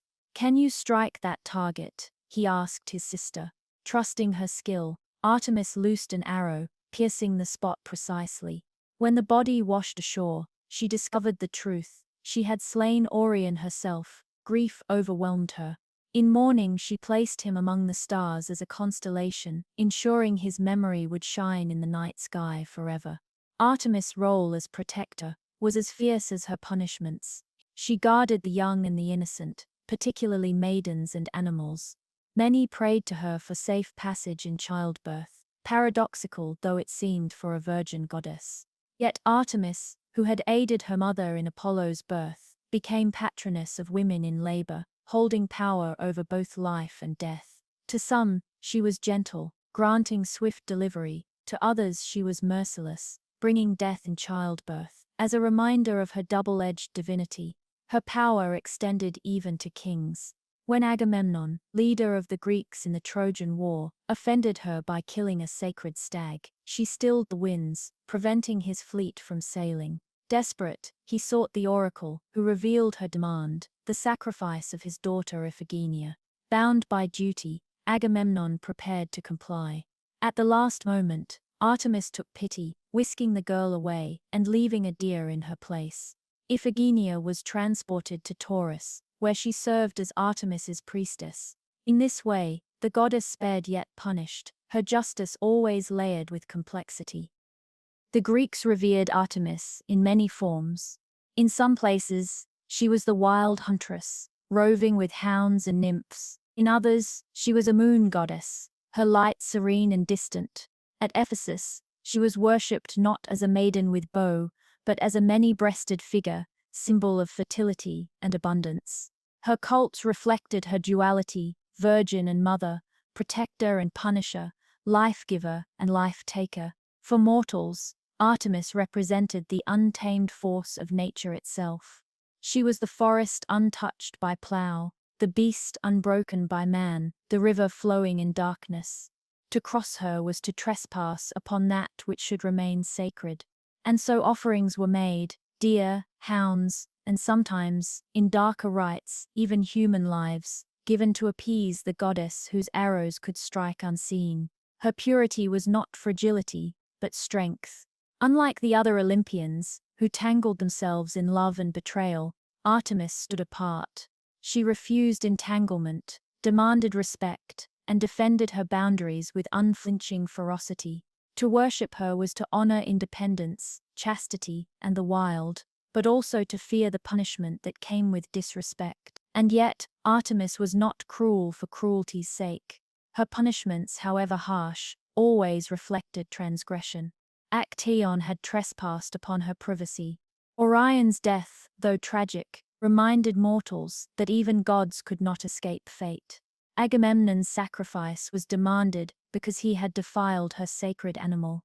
Each story revealed her nature, not capricious, but absolute. She embodied the law of the wilderness, pure, impartial, and unforgiving. When the moon rose each night, pale and cold, the Greeks saw her face. Hunters whispered her name before loosing their arrows.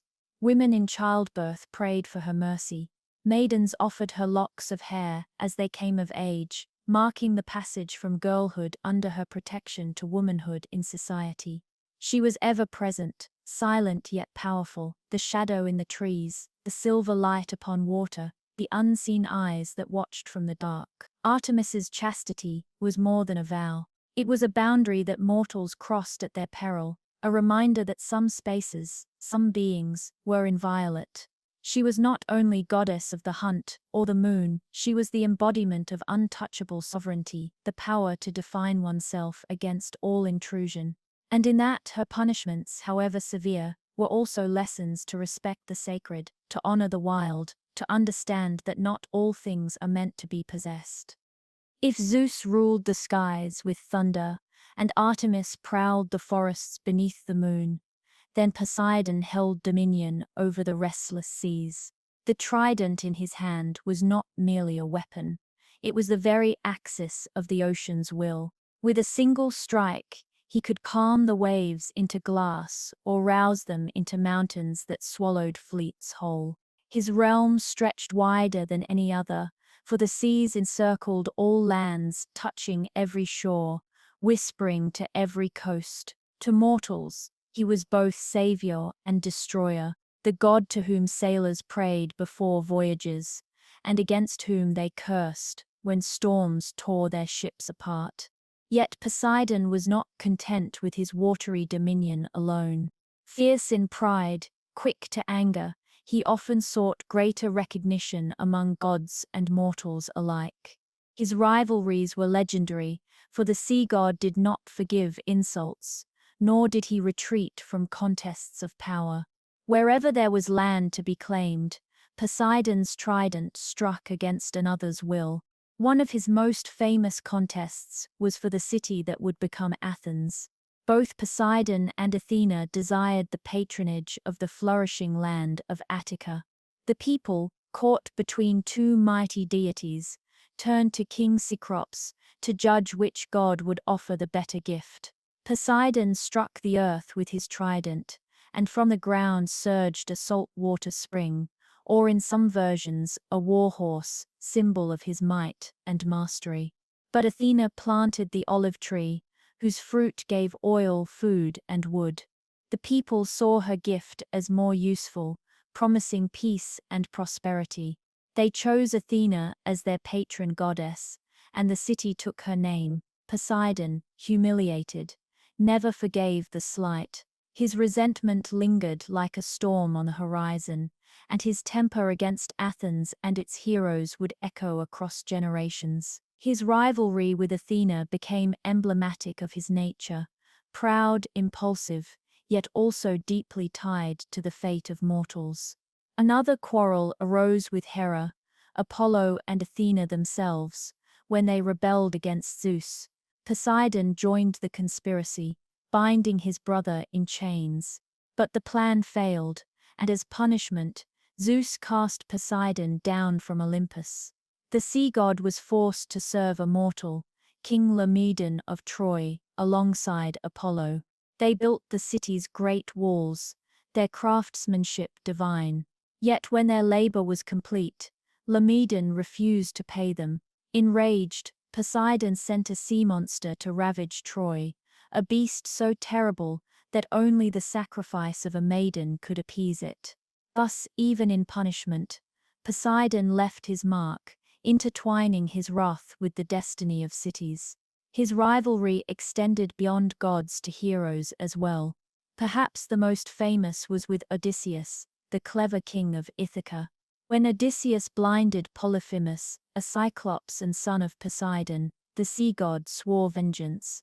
For 10 years he tormented the hero's return from Troy, raising storms, scattering ships, and dashing hopes. Every wave that crashed against Odysseus's hull bore Poseidon's fury, every delay his hand. The hero's suffering became a testament to the sea god's relentlessness when wronged. Yet Poseidon was not solely destructive. He also created wonders. Horses swift and strong were his gift to mortals. Some said he shaped the first steed from sea foam, its mane flowing like waves, its hooves striking with thunder. Charioteers prayed to him for victory, and races were run in his honor. To worship him was to honor both the sea and the creatures of the land he had birthed. Still, his temperament was unpredictable. He was not calm like Hades, nor cunning like Hermes. His moods shifted like the tides. At times he aided mortals, granting calm seas to sailors, or sending springs to drought-stricken lands.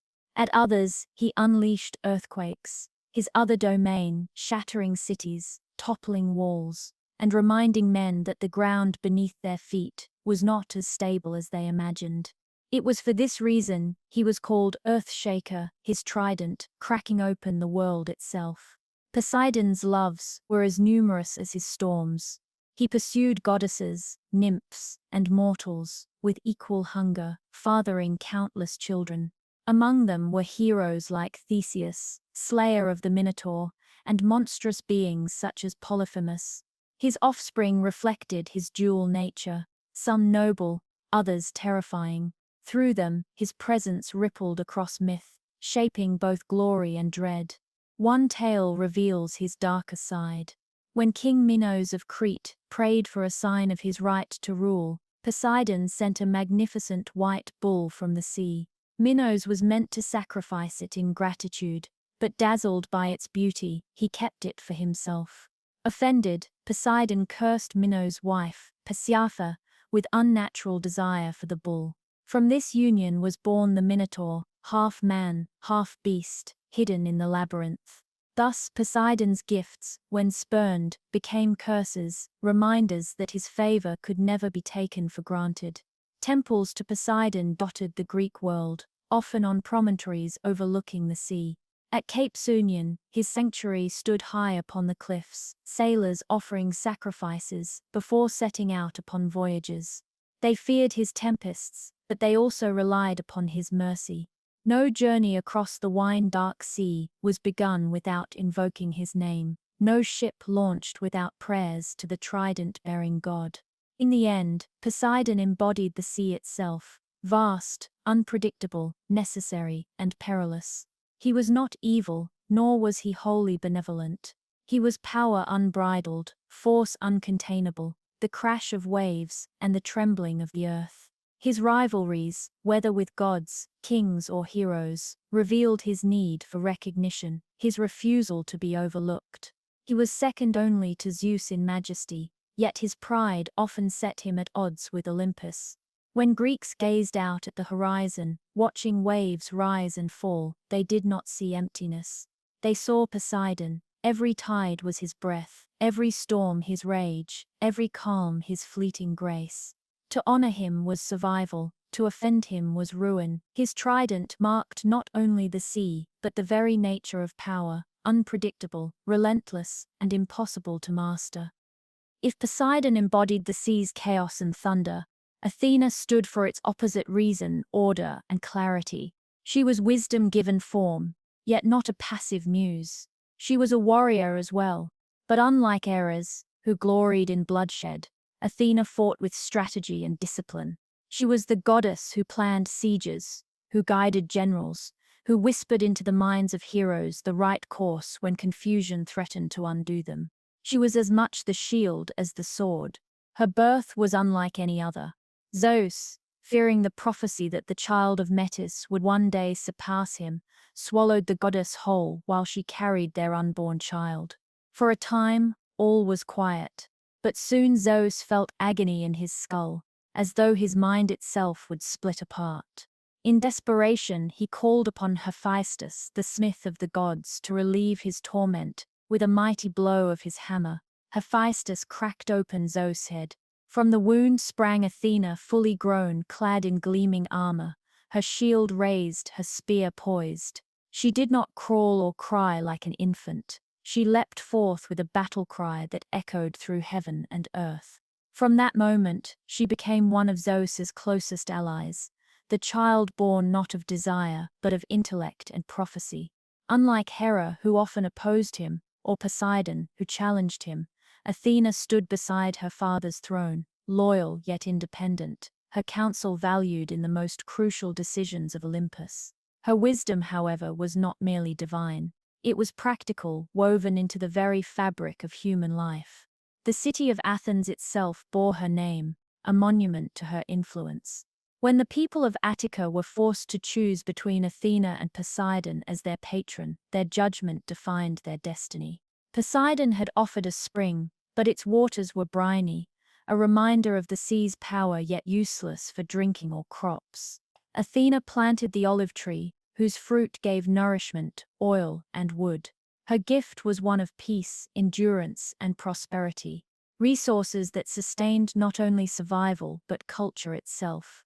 The people chose her, and the city was named Athens in her honor. The olive became her sacred symbol, and to this day, its branches crown victors and symbolize peace.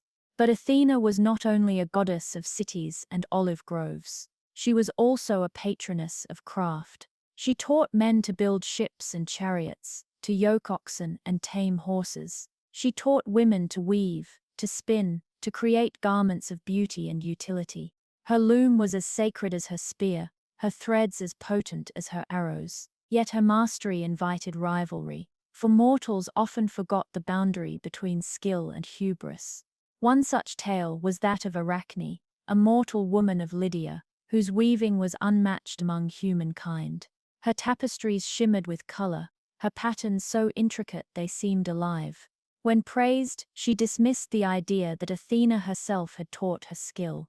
Instead, she boasted she was greater than the goddess. Such pride could not go unanswered.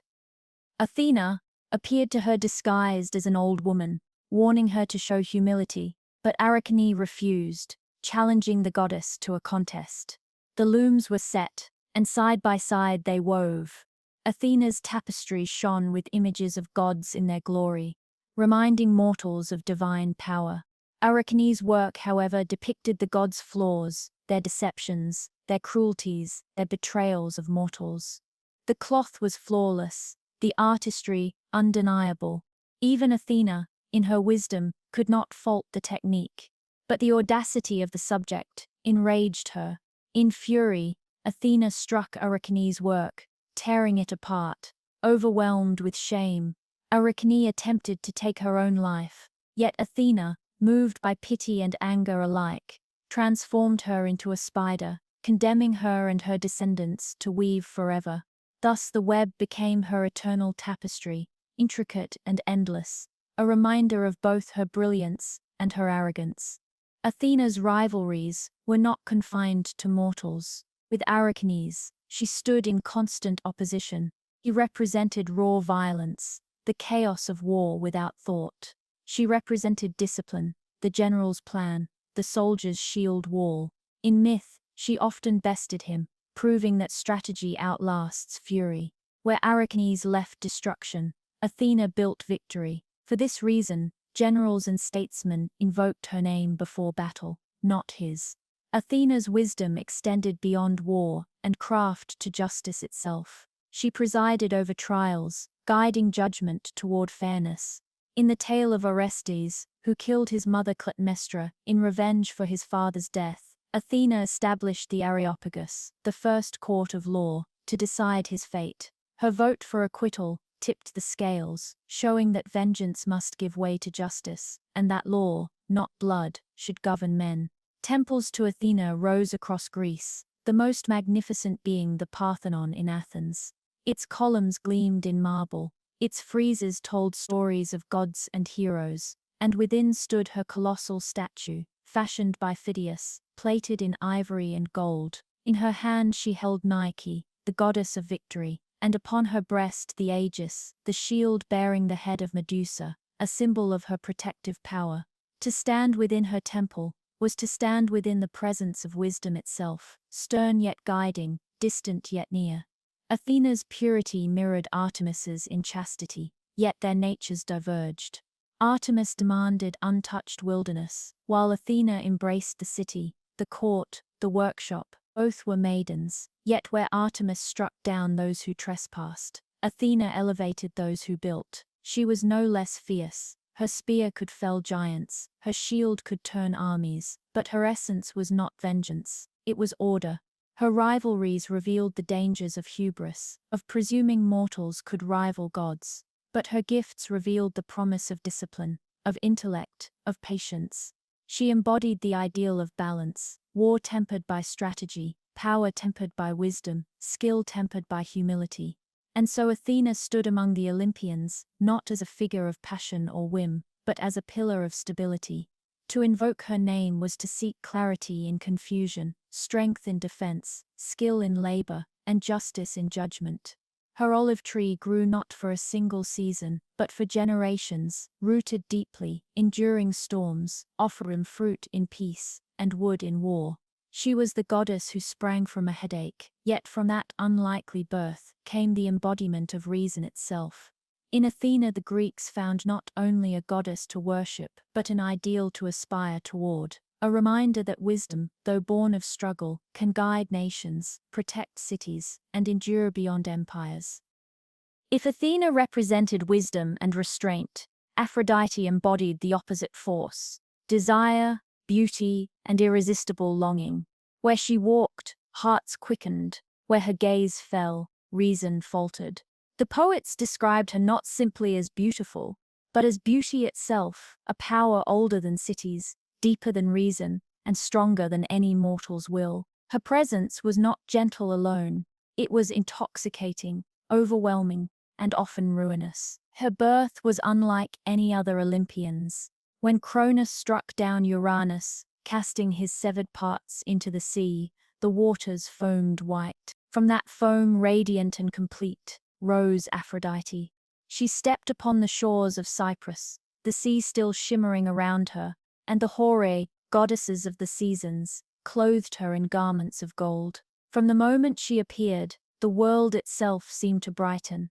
Flowers sprang at her feet, the winds stilled to carry her fragrance, and the gods themselves turned their eyes toward her. Aphrodite's power was simple but absolute. She could stir desire in gods and mortals alike. No oath, no armor, no wisdom could withstand her influence. Even Zeus himself, king of the heavens, found his heart ensnared by her charms. To honor her, men built temples by the sea, and women prayed for beauty and fertility, knowing her blessing could bring both joy and destruction. Her myths tell not only of her loves, but of the transformations wrought by passion. Among the most haunting is the story of Narcissus. A youth of striking beauty, he spurned all who loved him, rejecting suitors with disdain. One day, the nymph Echo, cursed by Hera to repeat only the words of others, fell in love with him. When she revealed herself, Narcissus mocked her, leaving her to wither in sorrow, until only her voice remained. But Nemesis, goddess of retribution, heard her cries. She lured Narcissus to a pool of still water, where he bent to drink. There he saw his reflection, and fell hopelessly in love. Unable to look away, he wasted beside the pool, consumed by longing for an image he could never possess. From his death bloomed the Narcissus flower, a symbol of beauty twisted into obsession. Another tale reveals Aphrodite's softer hand. The sculptor Pygmalion, living on Cyprus, despised the flaws of mortal women. He turned from them all and poured his devotion into his craft. With chisel and marble, he carved a statue of a woman so exquisite that no living being could compare. Over time, his admiration deepened into love. He clothed her in fine garments, kissed her cold lips, and prayed to Aphrodite that she might come alive. The goddess, moved by his devotion, granted his wish. The statue stirred, her skin warm, her eyes bright.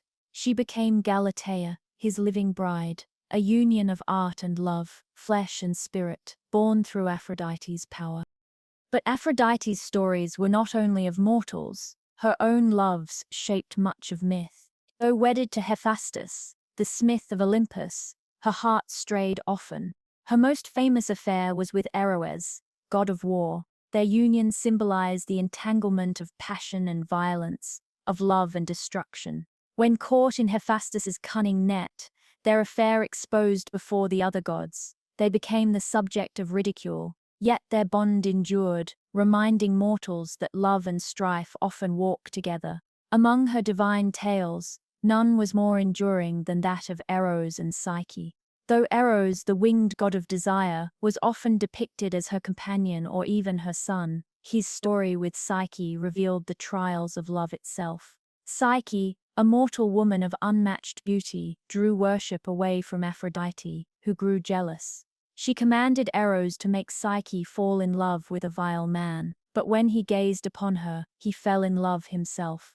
Eros carried her to a hidden palace, visiting her only by night, forbidding her ever to see his face. For a time their love was blissful, but Psyche's sisters, envious, sowed doubt in her heart. They convinced her that her unseen lover was a monster. One night, she lit a lamp, gazing upon his divine form as he slept. A drop of oil fell, waking him, and in his fury at her betrayal, he fled. Desperate, Psyche wandered the earth, seeking him. Aphrodite herself tormented her with impossible labors, sorting grains by dawn, fetching golden wool from deadly rams, descending to the underworld to retrieve a box of beauty. With aid from unseen helpers, ants, reeds, even Zeus's eagle, she completed each task. At last, her endurance moved the gods. Zeus granted her immortality, and she was united with Eros forever. Their marriage became a symbol of love's trials, trust broken, pain endured, but ultimately redeemed. Aphrodite's influence was not always benevolent. She delighted in stirring conflict, knowing that passion could topple kingdoms as surely as armies. The most famous example was the judgment of Paris, when she, Hera, and Athena quarreled over who was fairest. To the Trojan prince Paris, they offered bribes. Hera promised power, Athena promised wisdom and victory, but Aphrodite offered the most tempting gift of all, the love of the most beautiful mortal woman, Helen of Sparta. Paris chose her, and with that choice, he set in motion the Trojan War, a reminder that desire, once unleashed, can burn nations to ash. In worship, Aphrodite's cults varied widely. On Cyprus, she was honored as the sea-born goddess, linked to fertility and love. At Corinth, her temples were associated with sacred courtesans, blurring lines between devotion and desire. To sailors, she was a protector, guiding them safely across waters. To brides, she was invoked for beauty and harmony. To warriors even, she was not distant, for love and strife so often intertwined. Aphrodite's tales reveal a truth the Greeks knew well: love is never gentle alone. It inspires art and devotion, yet it also breeds jealousy, madness, and ruin. She was the smile that melted hearts, but also the spark that ignited wars. In her, mortals saw the inescapable pull of desire, the force that binds people together and tears them apart. And so, when the Greeks offered garlands and incense at her shrines, they did so with a mixture of longing and fear. To honor Aphrodite was to invite beauty and passion, but also to risk obsession and downfall. She was irresistible, but never safe. Her power, born from sea foam, endured as long as hearts could love, and as long as love could wound. But Aphrodite's stories were not only of mortals. Her own loves shaped much of myth.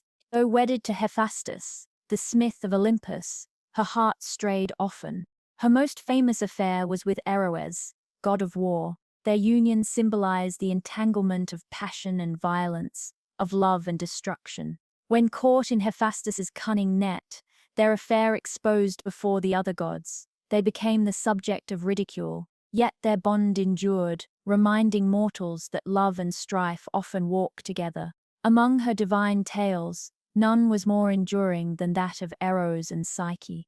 Though Eros, the winged god of desire, was often depicted as her companion or even her son, his story with Psyche revealed the trials of love itself. Psyche, a mortal woman of unmatched beauty, drew worship away from Aphrodite, who grew jealous. She commanded Eros to make Psyche fall in love with a vile man, but when he gazed upon her, he fell in love himself. Eros carried her to a hidden palace, visiting her only by night, forbidding her ever to see his face. For a time their love was blissful, but Psyche's sisters, envious, sowed doubt in her heart. They convinced her that her unseen lover was a monster. One night, she lit a lamp, gazing upon his divine form as he slept.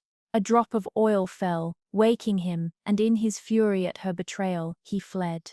Desperate, Psyche wandered the earth, seeking him. Aphrodite herself tormented her with impossible labors, sorting grains by dawn, fetching golden wool from deadly rams, descending to the underworld to retrieve a box of beauty. With aid from unseen helpers, ants, reeds, even Zeus's eagle, she completed each task. At last, her endurance moved the gods. Zeus granted her immortality, and she was united with Eros forever. Their marriage became a symbol of love's trials, trust broken, pain endured, but ultimately redeemed. Aphrodite's influence was not always benevolent. She delighted in stirring conflict, knowing that passion could topple kingdoms as surely as armies. The most famous example was the judgment of Paris, when she, Hera, and Athena quarreled over who was fairest. To the Trojan prince Paris, they offered bribes. Hera promised power, Athena promised wisdom and victory, but Aphrodite offered the most tempting gift of all, the love of the most beautiful mortal woman, Helen of Sparta. Paris chose her, and with that choice, he set in motion the Trojan War, a reminder that desire, once unleashed, can burn nations to ash. In worship, Aphrodite's cults varied widely. On Cyprus, she was honored as the sea-born goddess, linked to fertility and love. At Corinth, her temples were associated with sacred courtesans, blurring lines between devotion and desire. To sailors, she was a protector, guiding them safely across waters. To brides, she was invoked for beauty and harmony. To warriors even, she was not distant, for love and strife so often intertwined. Aphrodite's tales reveal a truth the Greeks knew well: love is never gentle alone. It inspires art and devotion, yet it also breeds jealousy, madness, and ruin. She was the smile that melted hearts, but also the spark that ignited wars. In her, mortals saw the inescapable pull of desire, the force that binds people together and tears them apart. And so, when the Greeks offered garlands and incense at her shrines, they did so with a mixture of longing and fear. To honor Aphrodite was to invite beauty and passion, but also to risk obsession and downfall. She was irresistible, but never safe. Her power, born from sea foam, endured as long as hearts could love, and as long as love could wound.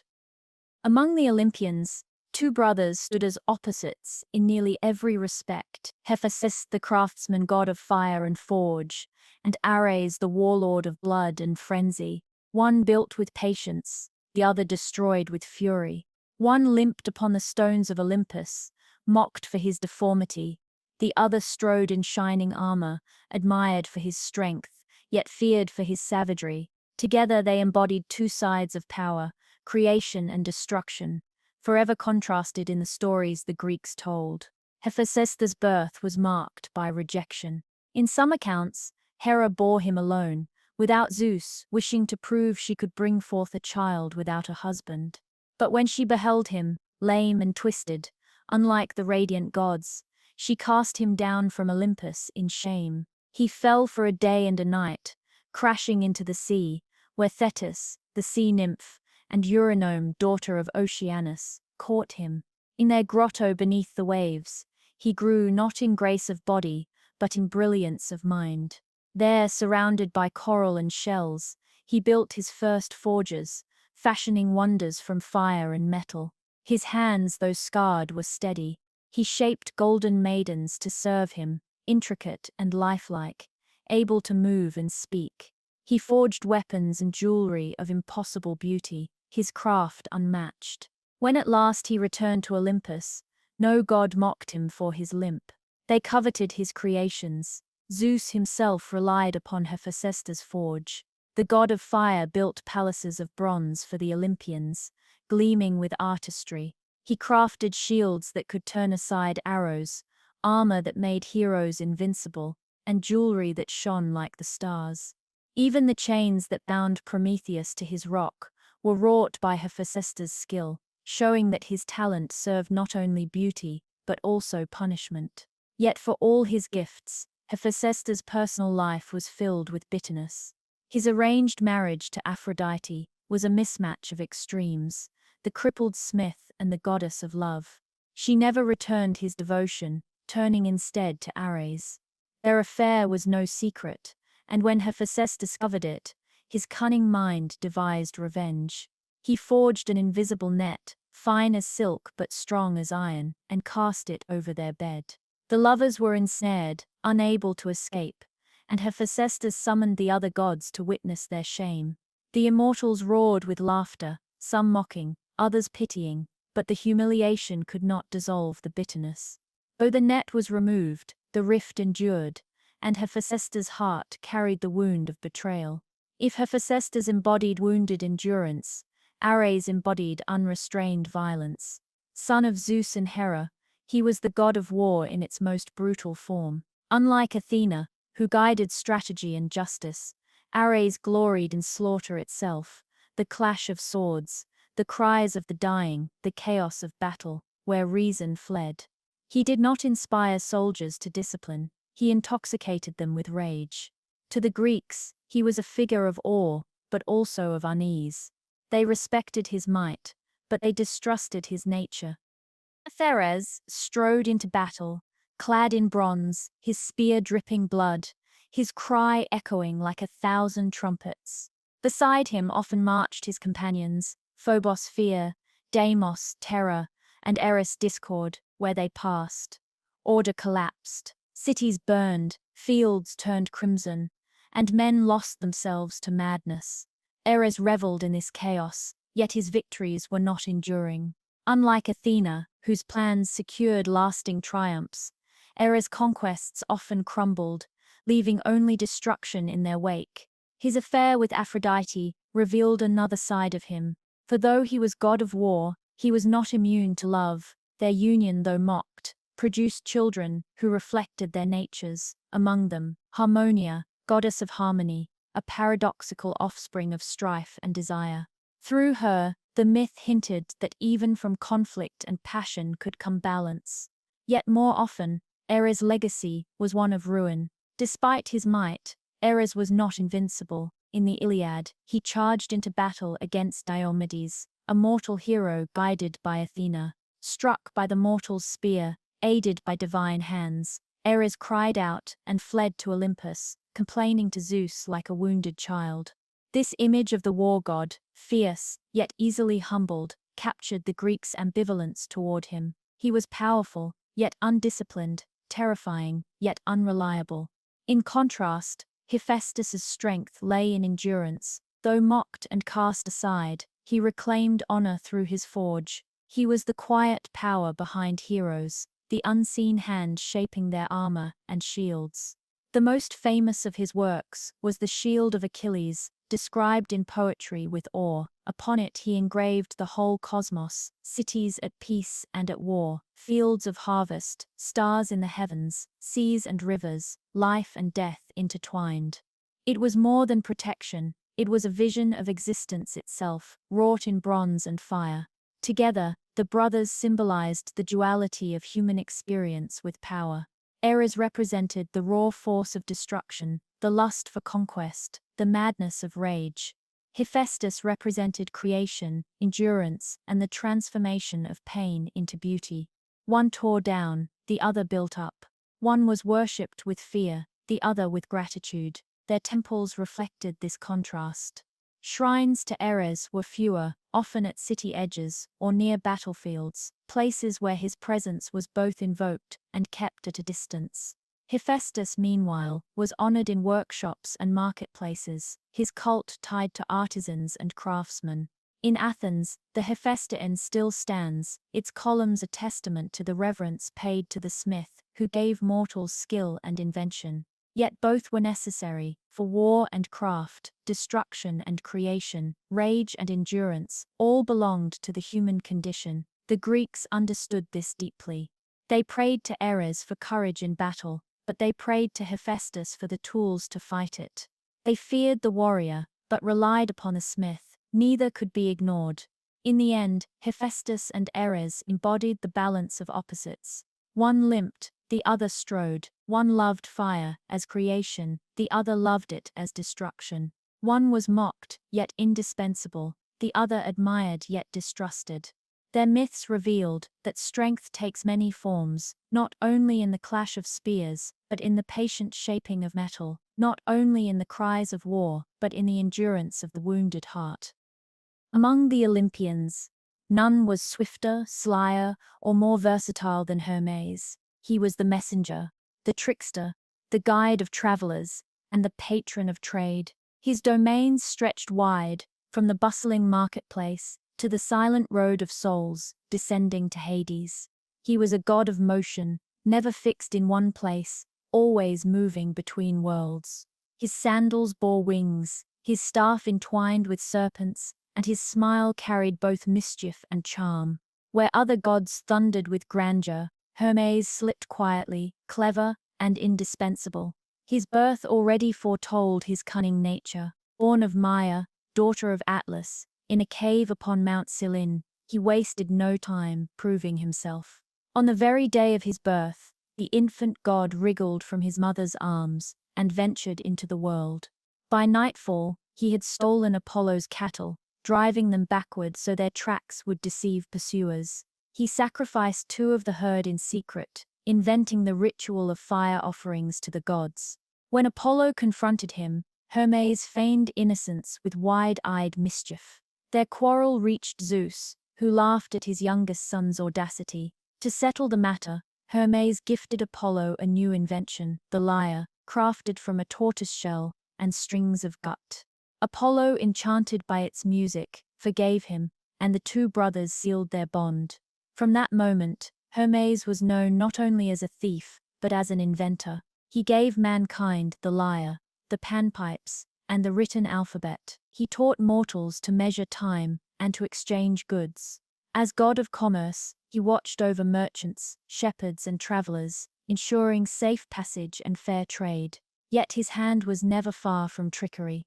Stories abound of Hermes outwitting both gods and mortals, reminding all that wit could rival strength. But Hermes' most solemn duty was as psychopomp, the guide of souls.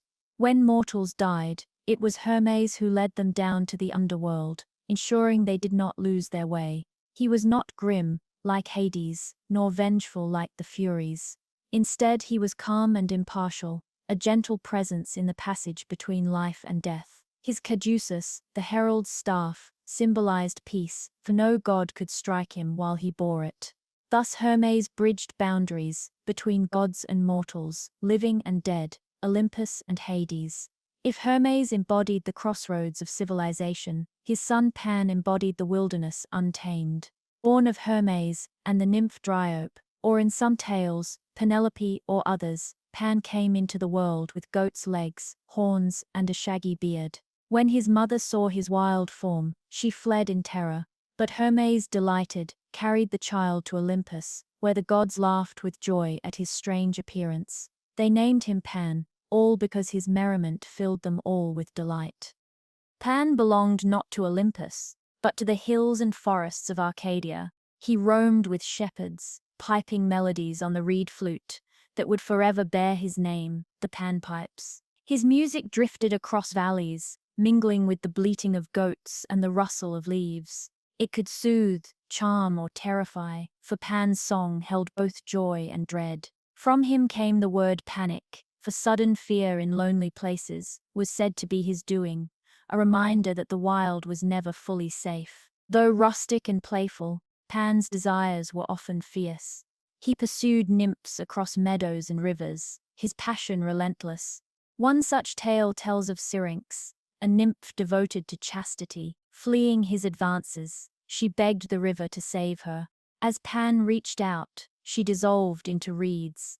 In grief, he cut the stalks and bound them together, creating the first panpipes, whose breathy music became the echo of his lost love. Thus his pursuit birthed art, sorrow transformed into melody. Pan's influence extended beyond music. He was guardian of flocks and herds, protector of shepherds who wandered the lonely hills. Offerings of milk, honey, or goats were made to him, for his favor brought fertility to fields and animals. Yet his wrath was swift if slighted. Those who mocked him, or failed to honor him, risked madness in the night, terror in the shadows, or sudden misfortune in their herds. Unlike the Olympians, Pan's worship was earthy and local, tied to caves, groves, and rustic shrines. He was not adorned with marble temples or golden statues, but with rough altars and offerings left beneath the trees. His presence was felt most strongly in the wild places, where civilization thinned, where men remembered they were still creatures of the earth, vulnerable to the primal. Together, Hermes and Pan embodied two sides of the Greek world. Hermes was the road, the marketplace, the city gate. He was wit and negotiation, the boundary crossed with speed and cunning. Pan was the pasture, the mountain, the midnight forest. He was instinct and ecstasy, the cry of animals, the sudden thrill of fear or joy. One thrived in exchange, the other in solitude. Yet both were tricksters, both laughter and danger, both reminders that life moved between order and chaos. Their myths often overlap. Shepherds claimed Hermes invented the first pipes, but gave them to Pan, who perfected their song. Travelers swore Hermes guided them safely through the wilderness, while Pan watched from the hills, ensuring their courage. Both gods were liminal, belonging neither fully to Olympus, nor to men, but always between, the messenger and the wild one, companions to mortals in ways more intimate than Zeus's thunder or Poseidon's waves. For the Greeks, Hermes and Pan were constant presences. At crossroads, small statues of Hermes' stone pillars, with his head and phallic symbol, marked safe passage and fertility. In the hills, the rustle of reeds, or the sudden cry of goats was Pan's laughter, reminding men that the wild was alive. To honor them was to acknowledge both the ordered path and the untamed meadow, the trade of the city and the music of the forest. In their stories, the Greeks saw truths about themselves. Wit and cunning were as vital as strength, music and laughter as potent as steel. Civilization and wilderness, though different, could not exist without one another. Hermes carried messages between worlds. Pan reminded men of the primal world within themselves. Together, they balanced the human spirit, half rational, half wild, both forever longing to move, to wander, to play, to create, to fear, to love.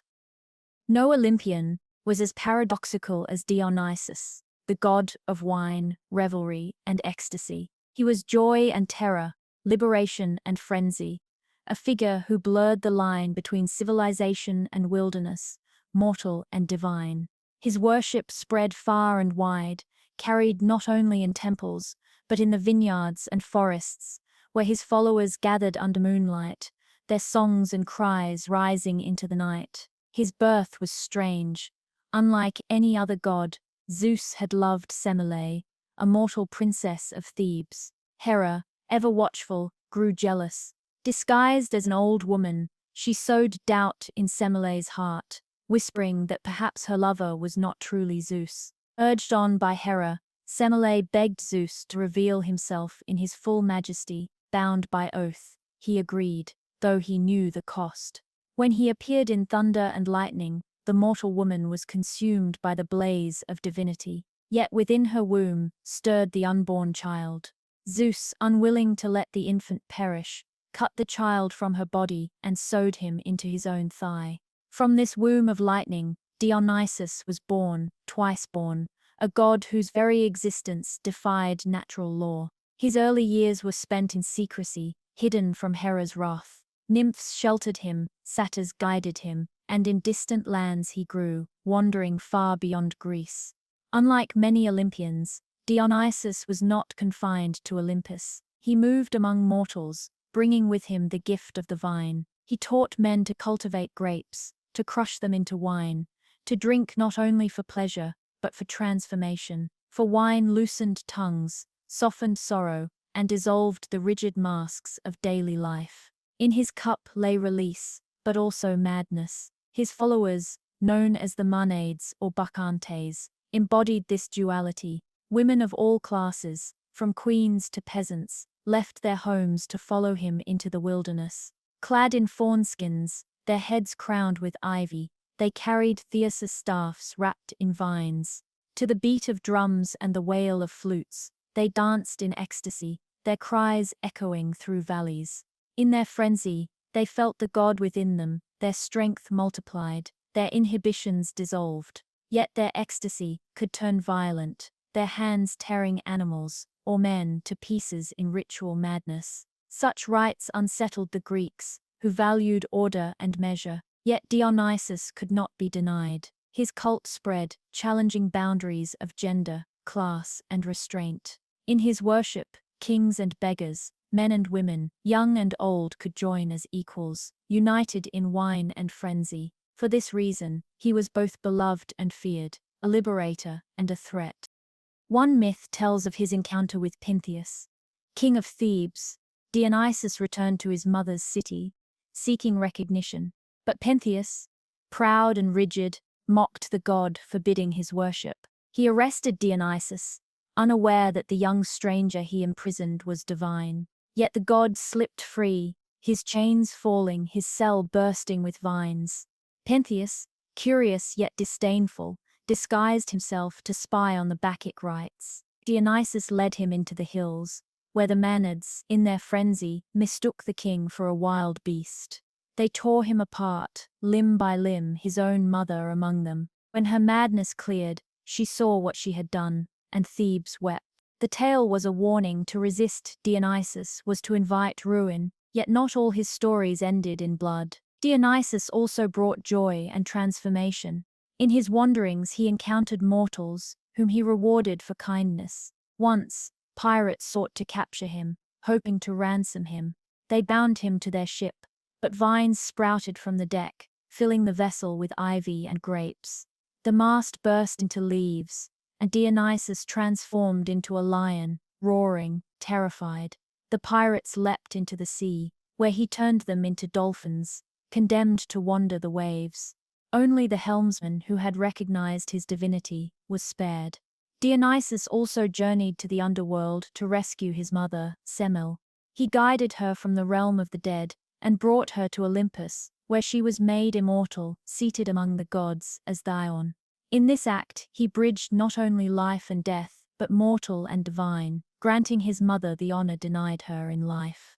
His symbols were many: the ivy crown, the thyrsus staff, the leopard, and above all, the vine. Festivals in his honor, known as the Dionysia, celebrated not only wine, but also theater, for drama itself was sacred to him. Comedy and tragedy alike were born from his rites, as masks and performance allowed mortals to step beyond themselves, to embody other lives, to glimpse the god's transformative power.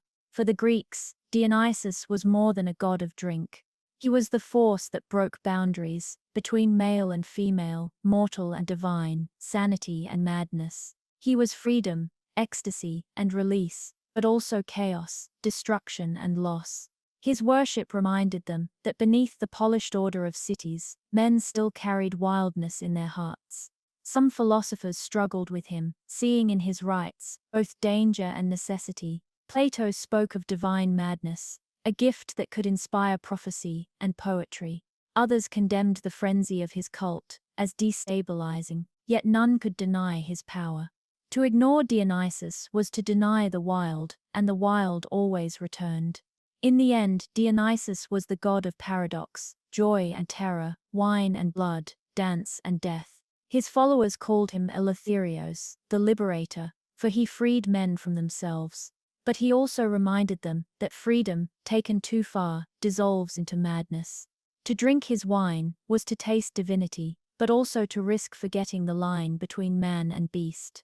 As the vines curled across hillsides, as flutes wailed in the night, as laughter rose into ecstasy, the Greeks knew Dionysus was near. He was not Zeus's thunder, nor Athena's reason, nor Apollo's ordered song. He was the cry in the wilderness, the trembling joy of release, the reminder that life is not only measured, but ecstatic, not only rational, but wild. Beneath the bright throne of Olympus, and the restless waves of Poseidon, stretched a realm few dared to imagine, let alone enter the underworld. Its ruler was Hades, stern and silent, the brother who drew the lot of shadows when the cosmos was divided. Unlike Zeus, who reigned with thunder, or Poseidon, who roared with storm, Hades held dominion through inevitability. Every mortal, king or beggar, warrior or child, would one day walk his halls. Hades was not the embodiment of evil, as later ages imagined, but of permanence. He was justice without mercy, the keeper of what could not be returned. His throne was black as obsidian, his crown heavy with jewels mined from the earth. Indeed, he was called Plotion, the wealth giver, for all riches came from below, gold, silver, iron, and the harvest seeds that lay hidden until spring. Yet for all his titles, he was distant, a god rarely worshipped openly. Sacrifices to him were made at night, in silence, for to call his name was to invite the chill of mortality. The most enduring tale of Hades centers on Persephone, daughter of Demeter, goddess of the harvest. She was a maiden of spring, her laughter bright as new blossoms, her hair crowned with flowers. While gathering blooms in a meadow with her companions, she strayed apart, drawn by the sight of a narcissus shining with unnatural beauty. As she reached to pluck it, the earth split open, and from the chasm thundered Hades in his black chariot, drawn by immortal horses. With swift hands, he seized Persephone and carried her screaming into the depths, the earth closing above them. When Demeter discovered her daughter missing, despair consumed her. She roamed the earth, torch in hand, searching every field and forest. She disguised herself among mortals, wandering to Eleusis, where she revealed herself in grief, and taught men the sacred rites of her mystery cult. Her sorrow had more than personal consequence. As goddess of fertility, her mourning touched the soil itself. Crops withered, fields lay barren and famine spread. Mortals starved and even the gods grew anxious, for without sacrifice from men, Olympus weakened. At last, Helios, the sun, revealed the truth. Hades had taken Persephone as his queen, with Zeus's silent approval. Demeter, enraged, refused to relent. She vowed that unless her daughter was restored, the earth would remain desolate. Faced with the ruin of mankind, Zeus sent Hermes as messenger to the underworld. With winged sandals, Hermes descended, his voice carrying the will of Olympus. Persephone must return. Hades, though stern, was not defiant. He agreed, but with cunning he ensured his bond with her would never be broken. Before Persephone departed, he offered her a seed of the pomegranate. Hungry after her long captivity, she ate, in some tellings a few seeds, in others but one. By the law of the underworld, any who partook of its fruit belonged there in part. Persephone could not be wholly free. A compromise was struck. For part of the year, Persephone would dwell with her mother, bringing spring and summer in her footsteps. Flowers would bloom, grain would ripen, orchards would bear fruit. But for the remaining months, she would return to Hades' side, queen of the underworld. Then the earth would mourn with Demeter, and autumn would fade into winter. Thus the cycle of the seasons was explained, life and death intertwined, loss and return woven into the turning year. In the underworld, Persephone's role was not passive. She grew into her throne, her maiden's innocence tempered by majesty. She sat beside Hades, judging souls, commanding respect as queen.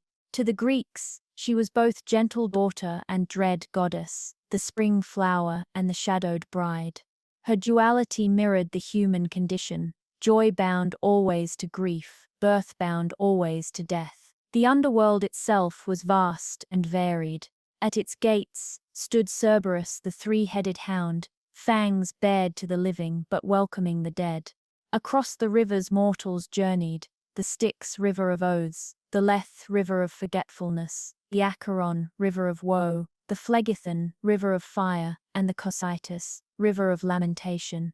Souls ferried across by Charon, the boatman, who demanded payment in coin placed upon the tongue of the dead. Those unburied or unpaid wandered the banks, restless, unable to cross.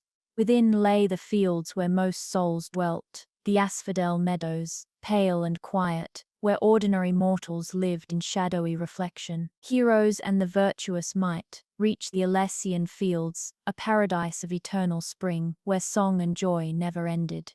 The wicked, however, face torment in Tartarus, the abyss deeper than earth itself, where titans lay chained and souls were punished according to their crimes. Hades ruled over all these realms, but he was not depicted as cruel. Unlike Zeus, he did not pursue countless lovers. Unlike Poseidon, he did not rage with storms. He was steady, unyielding, a king who demanded respect, but did not seek more than his lot. Mortals feared him, yet they also acknowledged his fairness. In him there was no deception, only inevitability. The Eleusinian mysteries, rites sacred to Demeter and Persephone, offered mortals a glimpse of comfort. Those initiated believed that death was not the end, but a passage, that Persephone's return each year promised renewal for the soul as well as the soil.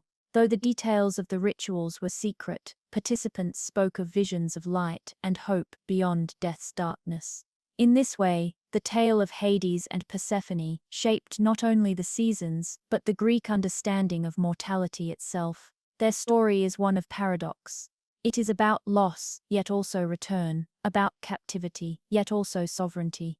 Persephone was stolen, yet she became a queen. Demeter mourned, yet through her sorrow gave mankind the mysteries of life and rebirth. Hades was feared, yet he granted order to death, without which life itself would have no meaning. When Greeks planted seeds, they thought of Persephone descending. When the earth blossomed, they thought of her rising. When they buried their dead, they whispered her name, hoping she would receive them kindly. In her they saw the eternal cycle, the maiden who became queen, the daughter who became dread goddess, the flower that blooms, withers, and blooms again. The gods ruled Olympus and the elements, but their power did not remain aloof. Time and again they mingled with mortals, and from those unions came figures who stood between man and God, the heroes.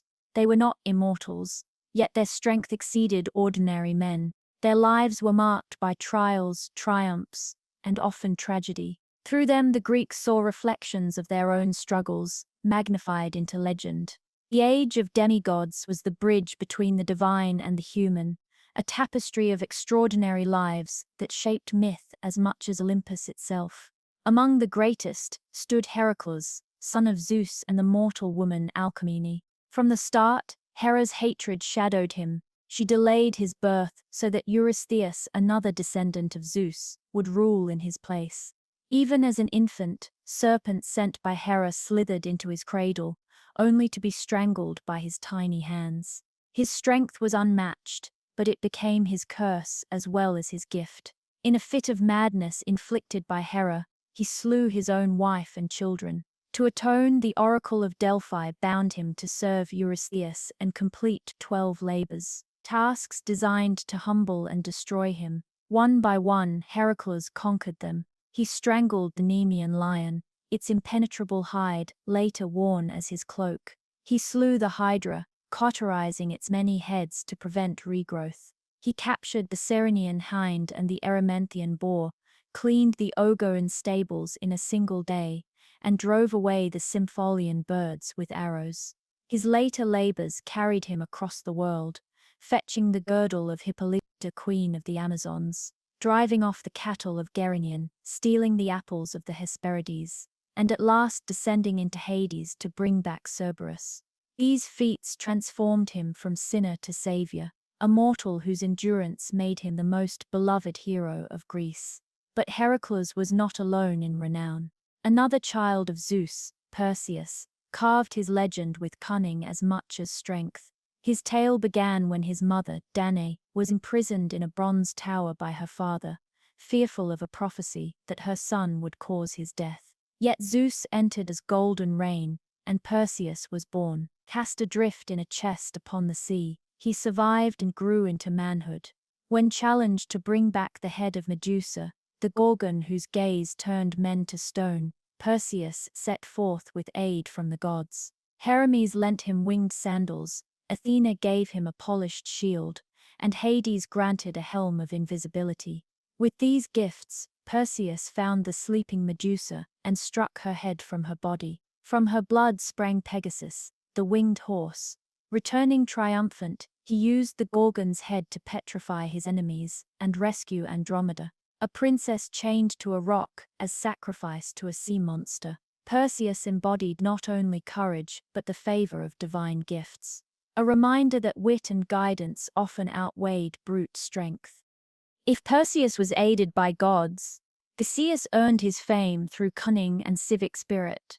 Born of Aegeus, king of Athens or Poseidon, in other tellings he grew up in Trojan, where his mother revealed his father's identity only when he was strong enough to lift a buried stone, beneath which lay a sword and sandals. With these tokens, he journeyed to Athens, defeating bandits and monsters along the road. His greatest trial awaited in Crete. Each year, Athens was forced to send youths as tribute to King Minos, to be devoured by the Minotaur, a half-man, half-bull creature, imprisoned in the labyrinth.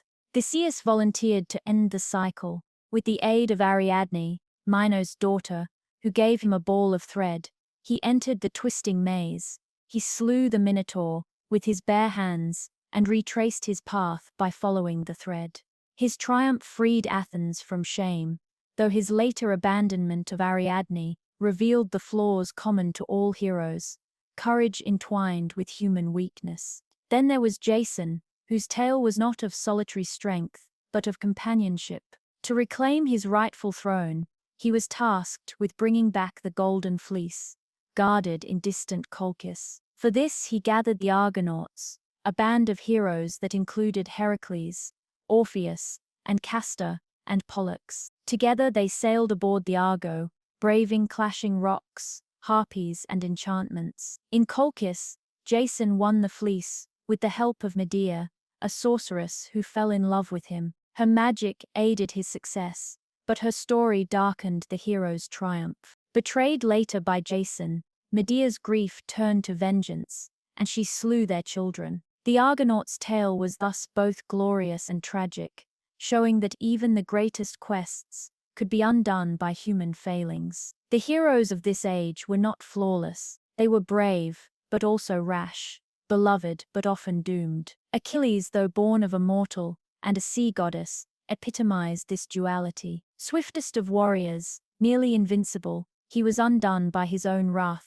In the Trojan War, his heel, the one mortal part of his body, pierced by an arrow. Bellerophon, rider of Pegasus, slew the chimera, but in hubris, attempted to fly to Olympus itself. Zeus sent a gadfly to sting Pegasus, and Bellerophon fell to earth, crippled for life. Through these stories, the Greeks explored the fragile balance between mortal and divine. Heroes were bridges, but also warnings. They showed that greatness came with cost, that glory was fleeting, and that even those favored by gods could not escape fate. The age of demigods burned brightly, a time when mortals touched the divine through bloodline and deed. They founded cities, slew monsters, and shaped culture. Yet their lives ended in tragedy, as often as triumph. For heroes were mortal still. Their bones lay in graves, their souls walked the asphodel fields, but their names endured in song. To the Greeks, that endurance was the true mark of heroism, to live on in memory, even after death claimed the body. The heroic age was in many ways the last great chapter before the world turned to ordinary men. It was the twilight between myth and history, where stories still glowed with divine fire, yet bore the weight of human flaws. In their trials, victories, and downfalls, the Greeks found not only entertainment, but identity, lessons about courage, hubris, fate, and the fragile glory of being human. Few stories loom as large in Greek memory as the Trojan War, a conflict where gods and mortals alike entwined their fates. It was not merely a clash of armies, but a drama of beauty, pride, betrayal, and destiny. Its origins lay not in the ambition of kings alone, but in the jealousies of Olympus itself. The tale began with a wedding. Peleus, a mortal king, was chosen to wed Thetis, a sea goddess. Though courted by Zeus and Poseidon, she was fated to bear a son greater than his father, and thus the gods, wary of such a child, gave her to a mortal. Their wedding was celebrated with feasting, and all the gods were invited, save one. Ares, goddess of strife, was left unbidden.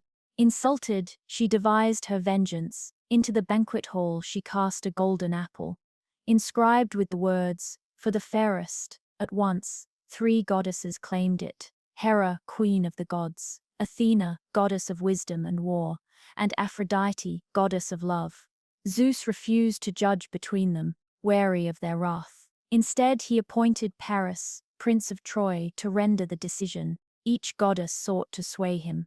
Hera promised kingship over vast lands. Athena offered wisdom and victory in battle. Aphrodite whispered of love, the most irresistible prize, the most beautiful woman in the world, Helen of Sparta. Paris, captivated, placed the apple in her hands. His choice crowned Aphrodite victor, but sowed the seeds of ruin. Helen was the wife of Menelaus, king of Sparta.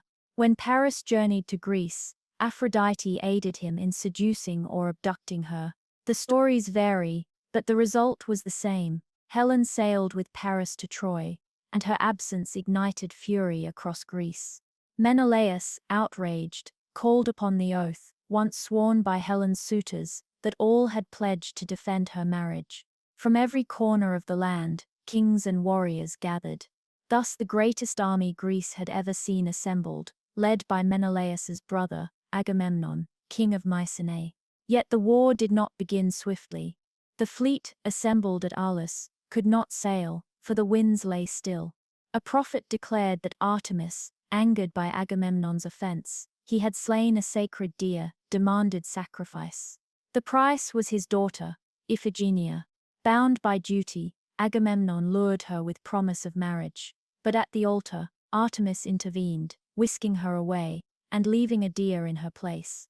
Only then did the winds rise, and the ships set forth. When the Greeks landed on Trojan shores, the war stretched not for months, but for 10 years. Heroes strode across the battlefield, their names etched into eternity. Achilles, son of Thetis, swiftest of warriors, fought with wrath unmatched. Odysseus, king of Ithaca, wielded cunning as sharp as any blade. Ajax the Great, towering and steadfast, stood like a wall against Trojan assault. Diomedes, favored by Athena, struck even at gods in battle. On the Trojan side, Hector, prince of Troy, led with valor and honor, beloved by his people, though fated for tragedy. The gods themselves descended into the fray. Hera and Athena aided the Greeks, their hatred of Paris and Troy burning fierce. Aphrodite shielded Paris, her favored, and Apollo lent strength to Hector. Ahaz fell in Greeks by the hundreds. Poseidon, resentful of Troy for old grievances, shifted the tides in favor of the Greeks, while Ares, ever bloodthirsty, fought beside the Trojans. Olympus itself seemed split, its rivalries echoing upon the fields below. Amid the clashes, moments of humanity shone. Hector, before departing for battle, returned to his wife Andromache and their infant son. She begged him to stay, fearing widowhood and slavery, but Hector, bound by honor, embraced them and walked to his fate. Such scenes reminded the Greeks that even heroes carried tender hearts, their glory tempered by the inevitability of loss. The turning point came with Achilles' wrath. Quarreling with Agamemnon over a captive woman, he withdrew from battle, leaving the Greeks to falter. Only when his dearest companion, Patroclus, donned his armor and was slain by Hector, did Achilles return. His grief became fury, his hands unstoppable. He slew Hector before the gates of Troy, dragging his body in rage. Yet even Achilles, embodiment of might, knew he was doomed. His mother had told him he could live long without glory or die young in fame. He chose the latter, and Paris's arrow, guided by Apollo, struck his heel, ending his life. Still, Troy did not fall through force alone. It was Odysseus's cunning that brought its ruin. The Greeks built a great wooden horse, hollow within, leaving it as a supposed offering of surrender. The Trojans, despite warnings from the priest Laocoon and the prophetess Cassandra, dragged it into their city. That night, Greek warriors crept from its belly, opening the gates for their comrades. Fire consumed Troy, its towers collapsing, its people slain or enslaved. Priam, the aged king, fell at his own altar. Cassandra was dragged away, despite her cries. Andromache lost her child, hurled from the walls. The city, proud and ancient, was no more. Helen, the woman at the heart of the war, was reclaimed by Menelaus, though her fate remained clouded in legend. Some say forgiven, others say cursed. The Greeks, however, did not find peace. Their journey home was as fraught as the war itself. Agamemnon met death at the hands of his wife, Clytemnestra. Ajax, drowned by Poseidon's storm. Only Odysseus wandered on, his tale stretching across seas and monsters for 10 more years. The Trojan War was more than myth to the Greeks. It was their cultural epic, a tale of love and betrayal, honor and hubris, fate and ruin. It explained the fall of cities, the wrath of gods, and the fragility of human greatness. Its heroes were flawed, its victors scarred, its gods divided. In its echoes, the Greeks saw both the height of glory and the inevitability of destruction. And above all, the war proved this: even the mightiest walls and bravest warriors cannot stand forever against the weaving of fate. The Trojan War ended in fire and ruin, but its embers smoldered long after the last spear was cast. For the Greeks, the destruction of Troy was not the end of the heroic age, but the beginning of its decline. The gods who once walked openly among men grew distant, and the heroes who had fought beneath their gaze found their fates stained with sorrow. The twilight of demigods gave way to a harsher world, where glory faded and iron replaced bronze. The return journeys of the Greek leaders were known as the nostoi, tales of homecoming, often as tragic as the war itself. Few reached their halls unscathed. Agamemnon, high king of the Greeks, returned to Mycenae with pride, bringing the captive prophetess Cassandra. Yet in his palace waited betrayal. His wife Clytemnestra had not forgotten the sacrifice of their daughter, Iphigenia. In the bath, she struck him down with an axe, killing Cassandra as well. Thus the conqueror of Troy was slain not by Trojan hands, but by his own queen, vengeance for a child offered to Artemis. His death ignited a cycle of blood within his house. His son Orestes, urged by Apollo, avenged his father by killing his mother, only to be hounded by the Furies. From their torment came the birth of trial by jury, Athena herself establishing courts of law to break the chain of vengeance. Ajax the Lesser, who had dragged Cassandra from Athena's temple at Troy, faced divine wrath. On his return voyage, a storm struck, and though he clung to a rock, he boasted that not even the gods could kill him. Poseidon shattered the stone, and Ajax was drowned, a warning that hubris after victory was as fatal as weakness in battle. Menelaus, husband of Helen, wandered far, reaching even to Egypt before returning to Sparta. There he lived in uneasy peace with Helen, the cause of so much death. Some stories claimed they found reconciliation, others that Helen's beauty remained a curse, her presence a constant reminder of the war's cost. But the longest and most famed journey was that of Odysseus.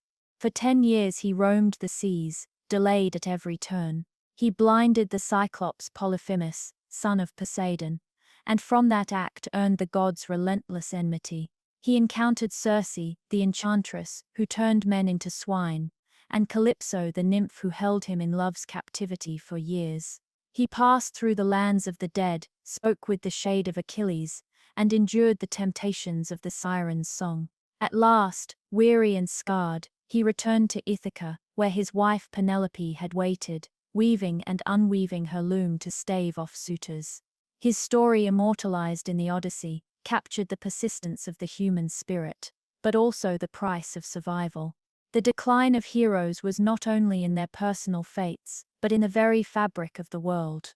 Hesiod, the poet, described the ages of mankind: golden, silver, bronze, heroic, and finally iron. The age of heroes, brilliant but brief, stood apart, a time when demigods walked among men. But after their fall, the age of iron began, an age of toil, injustice, and decline. Men labored endlessly, strife divided households, and respect for gods waned. No longer did Zeus or Athena walk openly in cities. Their voices grew faint, their presence distant. Yet the memory of heroes lingered. Cities claimed descent from them. Shrines were built over their tombs, offerings made to their shades. Theseus, who had unified Attica, became a civic ancestor of Athens. Heracles, though mortal-born, ascended to Olympus after his labors, granted immortality at last. Others lived on in song: Achilles, remembered for his wrath and his doom; Hector for his courage against fate; Odysseus for his wit and endurance. Their lives ended, but their stories remained, woven into poetry that gave meaning to the Iron Age that followed. The fall of heroes also marked a shift in the role of gods. No longer did they meddle so freely, nor appear in every field of battle. The Trojan War had shown their divisions, their jealousies, their pettiness. Perhaps in its aftermath, the gods drew back, leaving men to govern themselves. The myths suggest as much. After Troy, the great epics fade into sagas of mortal strife and founding of cities, less touched by divine intervention. The age of myth dimmed into the age of history, and yet, even in decline, the legacy of the heroic age endured in ritual and festival.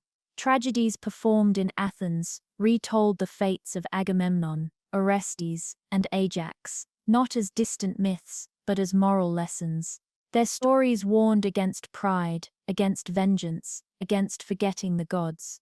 They reminded the Greeks that greatness was fleeting, that even the strongest could fall, and that justice, not endless bloodshed, must guide mankind. The age of iron was not without hope. Though darker, it was also the age of invention, of philosophy, of cities rising in law and art. The gods remained in temples, their cults strong, but their direct hand lightened. Mortals were left to strive, to suffer, to create. And in that struggle lay the seeds of what the Greeks became. The fall of heroes was not merely the end of demigods, but the passing of an era when myth shaped the very air men breathed. In its place came memory, song, and story, fragile, yet enduring. And though the Iron Age was heavy with labor, the tales of the past remained alight, flickering but unextinguished, reminding mortals of what once had been, and what might still be glimpsed in courage, in art, in fleeting moments of greatness. The Greeks, in hearing these stories, saw themselves reflected. They knew they no longer lived in an age of heroes, but by remembering, by telling and retelling, they kept alive the flame of that vanished world. The Iron Age might never reach the glory of bronze, but it carried its memory forward, ensuring that the deeds of heroes would never wholly fade. The tales of gods and heroes, of creation and ruin, were never meant to remain only in the past. Though the age of bronze and the age of heroes had faded, the stories endured. In their endurance lay their true power. Greek mythology, born from mountains, seas, and hearthside songs, carried on across centuries, shaping the way men and women understood their world and themselves. For the Greeks, myth was not a relic, but a living presence. It was recited in hymns, carved in stone, painted upon vases, performed in theaters. Farmers prayed to Demeter when planting, sailors to Poseidon when embarking, artisans to Hephaestus at their forge. Myth was woven into every ritual, every festival, every corner of daily life. To speak of Zeus was not only to imagine thunder, but to acknowledge the authority of law. To invoke Athena was not merely to admire wisdom, but to embody reason in governance. These stories were the language of meaning, giving shape to nature, society, and fate. The poets gave them immortal voice. Homer, in the Iliad and Odyssey, sang of wrath and wandering, of war's ruin and the longing for home. His verses bound the gods and heroes into a single vision, a mirror for human struggle. Hesiod, in the Theogony and Works and Days, traced the genealogy of gods and the decline of ages, offering both cosmic order and human warning. Together, these poets did not invent myth, but preserved and ordered it, their words the foundation of Western literature. The myths did more than explain the past. They invited reflection. Philosophers sought to understand them, sometimes with reverence, sometimes with suspicion. Plato retold myths of Atlantis, not as literal truth, but as allegories, windows into the soul and the state. Aristotle, though skeptical of divine tales, recognized the enduring force of tragedy, which sprang from myth. For the Greeks, the stories were never only entertainment. They were questions in narrative form. What is justice? What is courage? What is love? What is fate? In art, the legacy was equally profound. Temples bore sculpted scenes of Heracles' labors, of centaurs and lapiths, of Athena's contest with Poseidon. Vase painters captured the moment of Perseus, raising Medusa's head, or Achilles chasing Hector around Troy's walls. These images were not decoration but reminders, lessons from the past, carried into daily sight. Myth lived in marble, clay and bronze, embodying ideals of beauty, proportion, and narrative that defined Greek art and echoed into Rome and beyond. When the Romans rose, they did not discard these stories. They adopted them, renaming the gods, but keeping their essence. Zeus became Jupiter, Hera Juno, Athena Minerva, Aphrodite Venus. Roman poets like Virgil, in the Aeneid, wove Greek myth into their own national story, tying Trojan survivors to the founding of Rome. Through this adoption, the myths extended their life, flowing from Greece into the empire that carried them across Europe. Even when new religions spread, the myths did not vanish. Early Christians denounced them as pagan fables, yet the imagery remained, lingering in art, philosophy, and poetry. Medieval scholars preserved Homer and Hesiod in manuscripts, and when the Renaissance dawned, Europe rediscovered the myths with passion. Painters and sculptors carved Apollo and Venus anew, playwrights drew on Orestes and Medea, and philosophers mined the stories for allegory. The myths, though ancient, became timeless. Their survival rests in their universality. The Greeks gave each god a face, but the forces they represented are eternal. Zeus embodied authority, Hera jealousy, Athena wisdom, Hera's violence, Aphrodite desire, Dionysus ecstasy, Hades death. These are not distant abstractions but human realities, present in every age. Heroes too endure because they are flawed. Heracles, struggling with rage, Achilles with pride, Odysseus with cunning. Their triumphs inspire, their failures warn. In their stories, every generation finds itself reflected. Even today, their presence is felt. Planets bear their names, psychology borrows their symbols, literature and film retell their arcs. The hero's journey, traced by scholars like Joseph Campbell, owes much to Greek myth, the call to adventure, the descent, the trial, the return. In classrooms, on stages, in novels, the myths are told again, not as relics, but as living narratives. They teach resilience, warn of hubris, celebrate courage, and confront mortality. And always they remind us of the balance between chaos and order, freedom and responsibility, life and death. When we speak of opening Pandora's box, or of a Herculean task, or of an Achilles' heel, we speak still in their language. The myths have entered our words themselves, unseen yet enduring. In the end, Greek mythology's legacy is not merely its stories, but its endurance as a mirror. To the Greeks it explained the world. To us it explains ourselves. We may no longer pour libations to Zeus or pray to Artemis before the hunt, but we still tell their tales, still wonder at their meaning. They are not dead gods. They are metaphors that live as long as imagination does.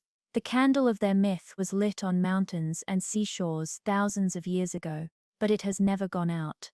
It burns in poetry, in art, in philosophy, in our very language.